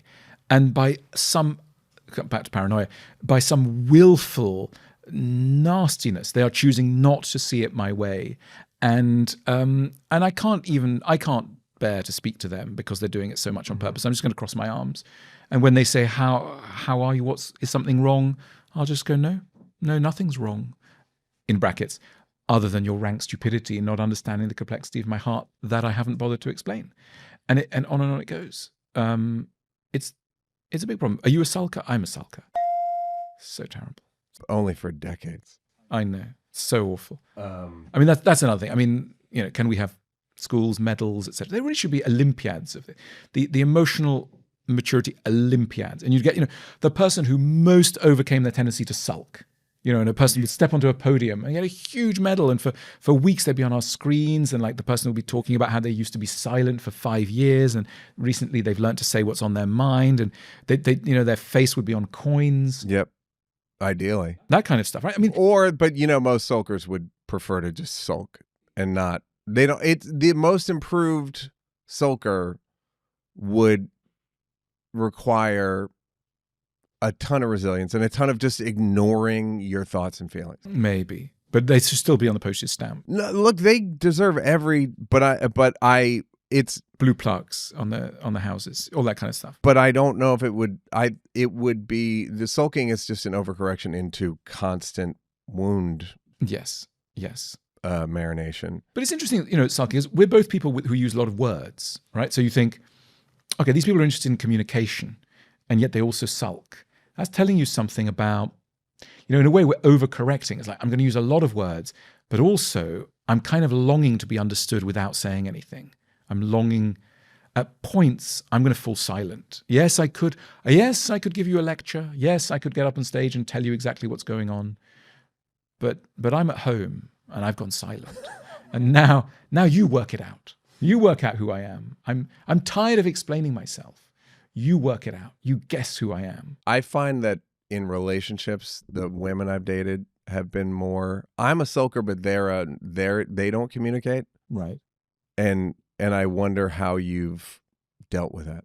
There are all these galling moments where, someone you've been dating says, but I never even liked so-and-so, or you didn't ask me whether I wanted, and you go, what, you didn't say? And they go, no, but you didn't ask. I go, but you're adult, think, well, just speak. And it's awful. I'm sure I've done the same, but it is, we want to tell the kids out there, right? When you're in a relationship, speak. If there's something you like, say it. If something you don't like, say it. All of that stuff, right? But so many of us grow up in environments where it's absolutely not obvious that the first thing we should do when we're experiencing something is talk about it, right? Because the parents are depressed. The parent will go, you'll be the end of me with your demands. That doesn't set you up to speak very clearly. No. You're going to fall quite silent if somebody says, you'll be the end of me with. I also find a good thing that me and Lucy have been doing, which is, what are we afraid to say? Nice. And just like, that's the future. Yeah. And it cuts so much bullshit out, because you just go, what am I afraid to say? What I'm afraid to say is. I also quite like, how have I annoyed you? Just as a routine thing, not any particular thing, but how have I been a bit annoying this week? Because there's always going to be something, and it's brilliant to get it out there. And almost not, have I annoyed you? Which is, no, how have I annoyed you? Yeah, let's assume I have, and I'm fine with the clarity. Absolutely. And can you hear it and go, sorry, it's not changeable? You can always say, I hear that it's upsetting, and even though I can't change it immediately and radically, I'm hearing how much it matters to you. That's quite good. There's a quote, maybe you said it, on success and failure are largely the products of luck. Awareness of this can make us gentler with ourselves and with others. Something along those lines, maybe. We've got this concept of meritocracy, right? We live in a meritocracy. In other words, aristocracy, those who get to the top are just like chosen by, their ancestors and weird random. God at some point, etc. Meritocracy, you choose. You won the race, you ran the race, you get there, you merit it. It's a nice idea, and it's a good ideal, but it's very fraught with complexities, because if you really believe that those who get to the top merit to get to the top, you have to believe that those who get to the bottom merit the bottom position. And that makes the consequences of failure feel much harder. If life's a race and a fair race, then losing has, a lot more negative connotations, which is why in America, that much more believes itself to be a meritocracy than Europe, people who failed get called losers. That's what that's a hard word. It's like, in a fair race, you lost. We gave you a good school, tarmac roads, fresh water, etc. You failed. Well, sorry, mate. Yeah, it's like, that's it. Yeah. I think we have to leave. It's been such fun. I'll see you in LA. You'll at least see me in LA. You'll see me at the retreat. The retreat. I've done a bunch of ayahuasca retreats that have been in shambles in terms of accommodations. One bathroom for 24 people. And that's not because you're throwing up and all that. No, it's there. We're all sleeping in the same room. Like, you can get by with like nonsense. Yeah. So that's the good news. That's good. Which I know that's your intention. So Nevada, one bathroom. Yeah. Guys, this is Alain de Botton, and this was a sampler of what this guy's doing over on School of Life. You can read the text like Bajan. You can get the books. There's a paywall. There's a paywall. Pretty significant, but not for most of the YouTube videos. Yeah, YouTube's all free. If you want to read the articles, a little bit of money. But only to keep us going, so be kind. Alain de Botton. Thank you, buddy. Thank you.